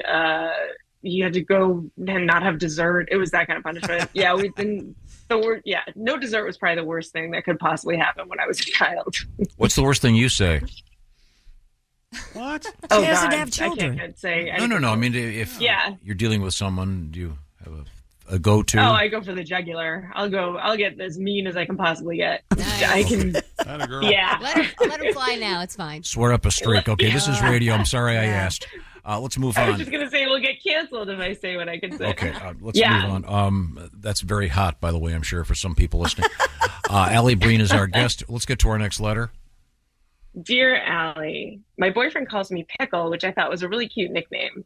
I had to use his computer a few days ago, and he had left open an email to his ex where he started by saying, "Hey, Pickle." Oh. I'm super hurt that he's just recycling the same nickname, and he still calls her that. Is this actually breakup worthy? Yeah. Oh, man. He still That's pretty calls her bad. that? Yeah, that's rough. Yeah, that is rough. Ugh. What was he doing leaving that email open? That idiot. So she could break get up out. with him because he's dumb. That was your takeaway. He might still be seeing his ex. That's why he calls you Pickle, so he doesn't get confused who he's with. That's Both what I was gonna girls say, are- how uncreative. That must be why he's doing it. What to about not get people who confused. who date the same different people with the, The same name. Well, or marry different people with the same name? You mean like Kim? So what you're trying to say? No. Yeah, like Kim. Oh man, this is the universe giving you a sign to get out. Yeah, That's- cut and that's run. Weird. If women only knew that most men do this. Really? What? Pickle's really unique. I guarantee whatever your boyfriend and whatever your husband calls you, he has used it before on another woman. He guarantees it. guarantee that. Is he guaranteed. still There's calling only him so Hey, many look, good ones. I have only used the vaginator once. And after Star Wars became less popular. What's your go-to nickname? You must have one. Your go-to nickname. Yeah, let's hear it. I don't have a go-to. Pookie, it's Pookie, isn't Sweetie. it? No, it's not Pookie. You slip and call me Pookie every now and then. I know you do. But I legitimately saved that for you. All right. Yeah, this is all bad. Quick to say that. Yeah, I would be getting out of that. It'd be even worse if it'd be much funnier, actually, if it had been a letter to his mom. Oh. Hey, Pickle. Who calls their mom Pickle? Hey, Pickle, how's Dad doing? That else? would be the Pickle. That would be We have time for at least one more letter. Dear Allie, I have a friend with benefits situation in my friend group. At a party the other night, this guy flirted hardcore with a friend of mine in front of me and ignored me for most of the night. You called me the other night and I ignored it. Now he texted to hang out and have lunch. And I don't know if I should tell him I'm mad or just try to let this go. I actually like our situation and I don't know how to handle this. Do whatever. Josh, you want to take benefits this? Okay, wait a minute. So you have a friend with benefits. He hit on your girlfriend at a party, and now you're pissed? Is that what I'm getting out of this? Well, that's not a friend with benefits. You're jealous. So you've got more than just... You like him. You like him. Yeah, that's ridiculous. You either tell him you like Well- him or give it up. I don't know, because a friend with benefit, you're still a friend. You wouldn't treat your friend like you can do that and not do that in front of her. Well, you know what I mean? Like, even though they have a situation that's not committed, right? I don't like it. I don't know. I totally ignored her, though. That's weird. Yeah. Yeah. That should be a rule. As a friends with benefits, you have to still make me feel pretty in public and acknowledge me, right? There we Boost my go. self-esteem Yeah. a little bit. Not necessarily. I think... Walk over with the other lady and say, "Wow, isn't she nice?" This is what's your name again? Gertrude. Okay, Pickles. Okay, good to see you there, Toots. Pickle, yeah. Okay, Toots, that's a good one. Let's move on. Once again, our guest is Alli solve Breen. that one at all. ALLIBREEN. You can reach her at the various social media platforms with your love troubles. I think we're helping. No. What else have you got? Dear Allie, I'm dating a guy who picks fights over nothing, and then he blames me for starting them because he claims I said or did something stupid. He says things that I know are wrong, but then he thinks he's won every argument. When he's not arguing, he's awesome, but I don't know what to do here. These arguments keep happening more frequently. What can I do? But you got to break up with that guy. Yes. No, that guy's not. He's not Immediately. That's called a psychopath. Yeah. Go ahead and end that one. well. Yeah, he's real shaky. Yeah. They're getting more frequent. I've never felt more alive. Get out. Yeah. Picking up man. plates and throwing them at me. Right. Oh, God. Silverware is next. Yeah. Yeah, you can go ahead and leave. Okay. Yeah, you're done. Yeah, that's We can squeeze one more letter out of you, Allie. Dear Allie, my girlfriend's family lives in the same town as we do, and we have to see them for some kind of event almost once a week. My family lives across the country, so we see them maybe once or twice a year. My question is, can I opt out of stuff with her family as she never really has to see mine and do it so that they don't hate me? What advice can you give? Well, the answer is no. You can't get out of it. No, and you need to keep your mouth shut. Yeah. You're going to have to start making plans ahead of time with your boo so you don't have to go to the family function at all. Like, neither one of you do. You know I don't what think that'll work. Yeah. You don't think so? No, I think she'll go. Hey, I know we want to do it, but my family wants to. Yeah, we can't make it to your 50th wedding anniversary. We have a pickleball tournament. No, that's You're not going to have to gonna get COVID a bunch of times. Yeah. Okay. Allie, are you working this weekend? Yeah, I'm actually in Long Beach at Borelli's with Whitney Cummings Friday night. Fun. Well, that'll be cool. Yeah, it should be fun. Very yeah, good, very that'll be a good. good one. All righty. Well, it's always a great pleasure. Once again, ALLIBREEN. You can check in with Allie with your love troubles, and we'll see what we can do. Yeah, we didn't do very well today. I'm very disappointed I think we in helped a couple. ourselves. Thank you very much. All I mean, right. maybe one. Thanks, Allie. Bye, Allie. Thanks, guys. Right now, Safe the Bob and travels. Tom Show. The Bob and Tom Show is brought to you by BetterHelp. It's a confusing world out there. Sometimes your brain won't stop talking to you. So if your thoughts are racing, maybe therapy would be something that would be helpful for you. And BetterHelp is a way to access therapy through the internet. It's all done online, and it's a great way to get hooked up because, well, first of all, your therapist is found by filling out a brief questionnaire, and you will be matched up with a licensed therapist, and you can switch therapists at any time for no additional charge.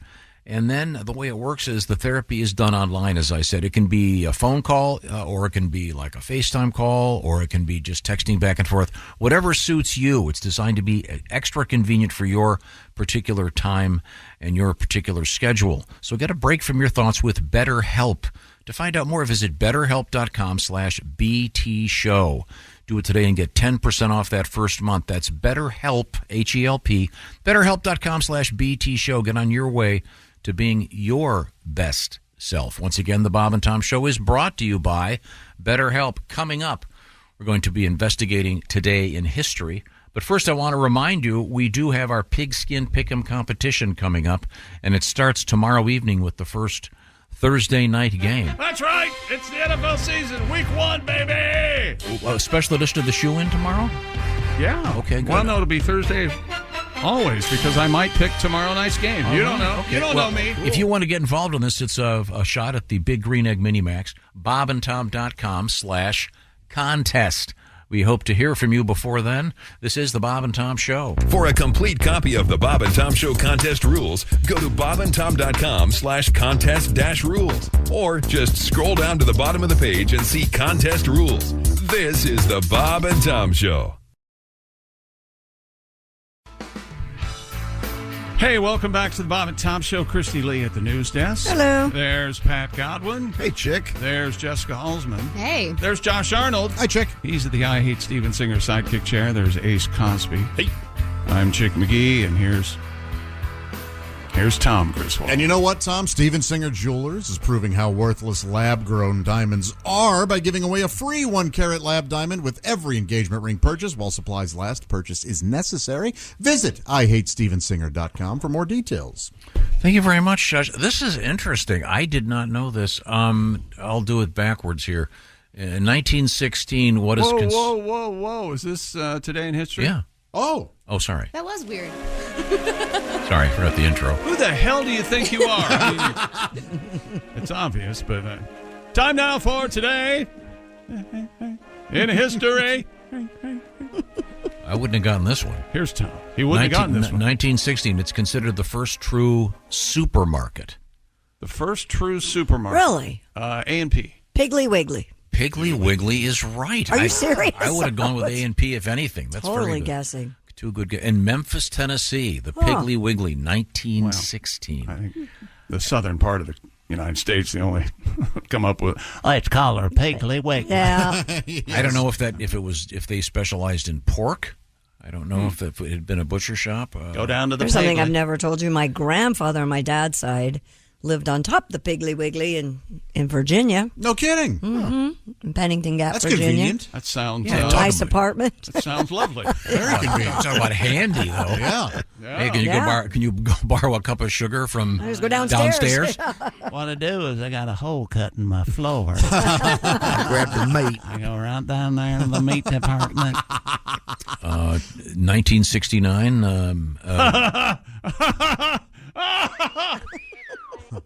We stopped that joke when I left? Is that what happened? There was a meeting yesterday. Yeah, okay. We got a dog or two. Fair enough. You got to include me. The Brady Bunch premiered on ABC. Oh, I love that show. Famous for blended family. Yeah. Kind of revolutionary. Never got it. For the Never time. got it. Not a second of entertainment in that show. What the hell's wrong with you? Not even when Joe Namath was on. I did not care. Not when Davy Jones was on? Come on. Nope. Although I love the Monkees. It was comedy free, right? Oh, yeah. Like you might yeah. you can love the character. There's no way you laughed out loud. Absolutely not. Maybe Sam the Butcher when he would come It was over my and favorite show at the time. have a meat delivery for God. The Marquis de Lafayette, born on this date in 1757. That's the Marquis of Movies. Lafayette. The movie of Lafayette. He, yes, famous, hooked up with George Washington, great hero. Named a town or two after him. The famous, of course, the Purdue de West Lafayette, his brother. Well known of the Lafayette. Yes. He had a bigger head, though. Yeah.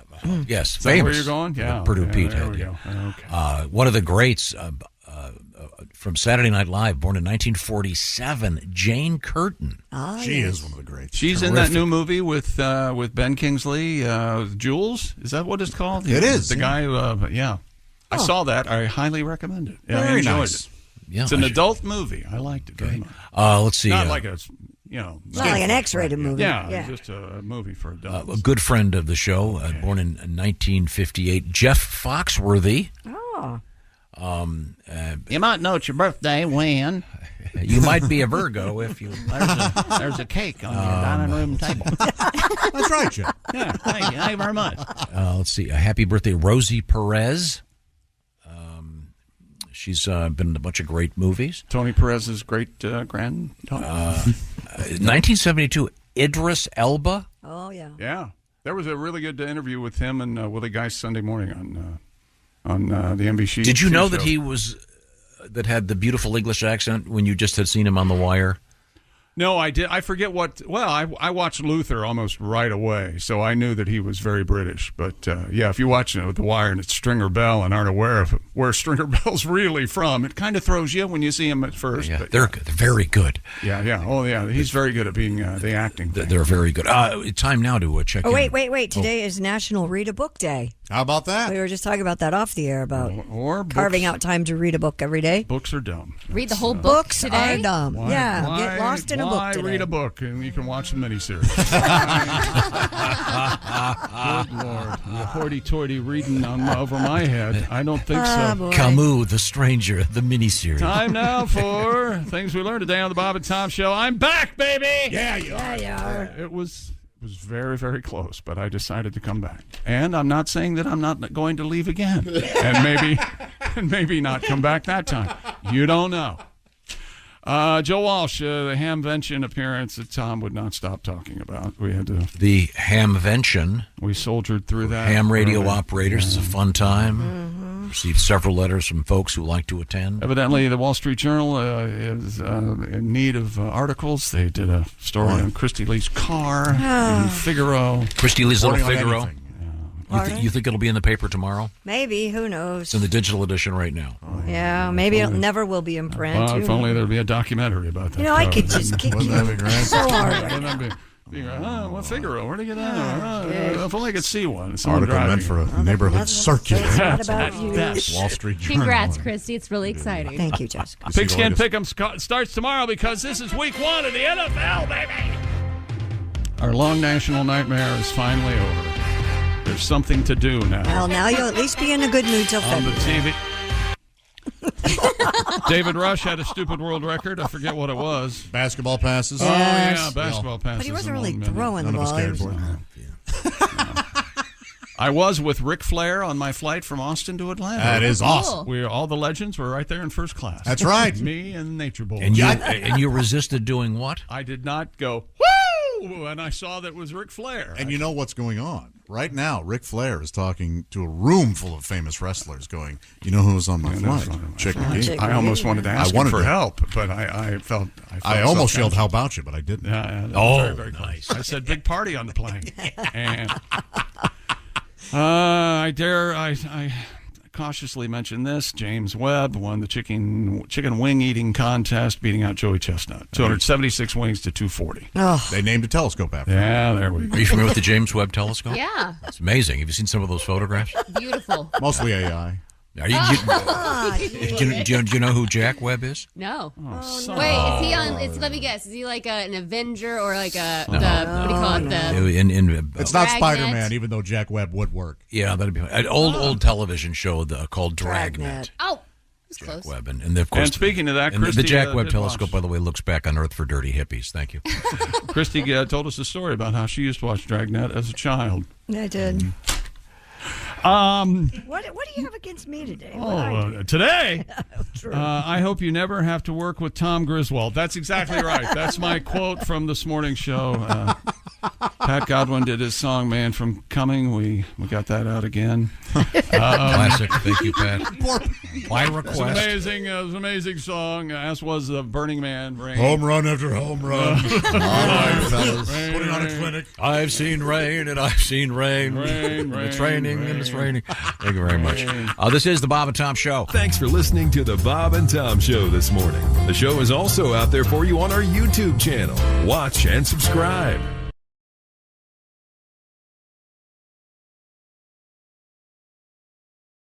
Expert entrepreneur Ed Milet is on a mission to max out your life. I exist here weekly so that you can make your dreams come true, become the man or woman you're capable of, and then pay it forward. It's time to get laser focused on peak performance. Clarity equals focus, and focus equals success. That's what I'm here to do every week with you. Max out. The Ed Milet Show. Follow and listen on your favorite platform.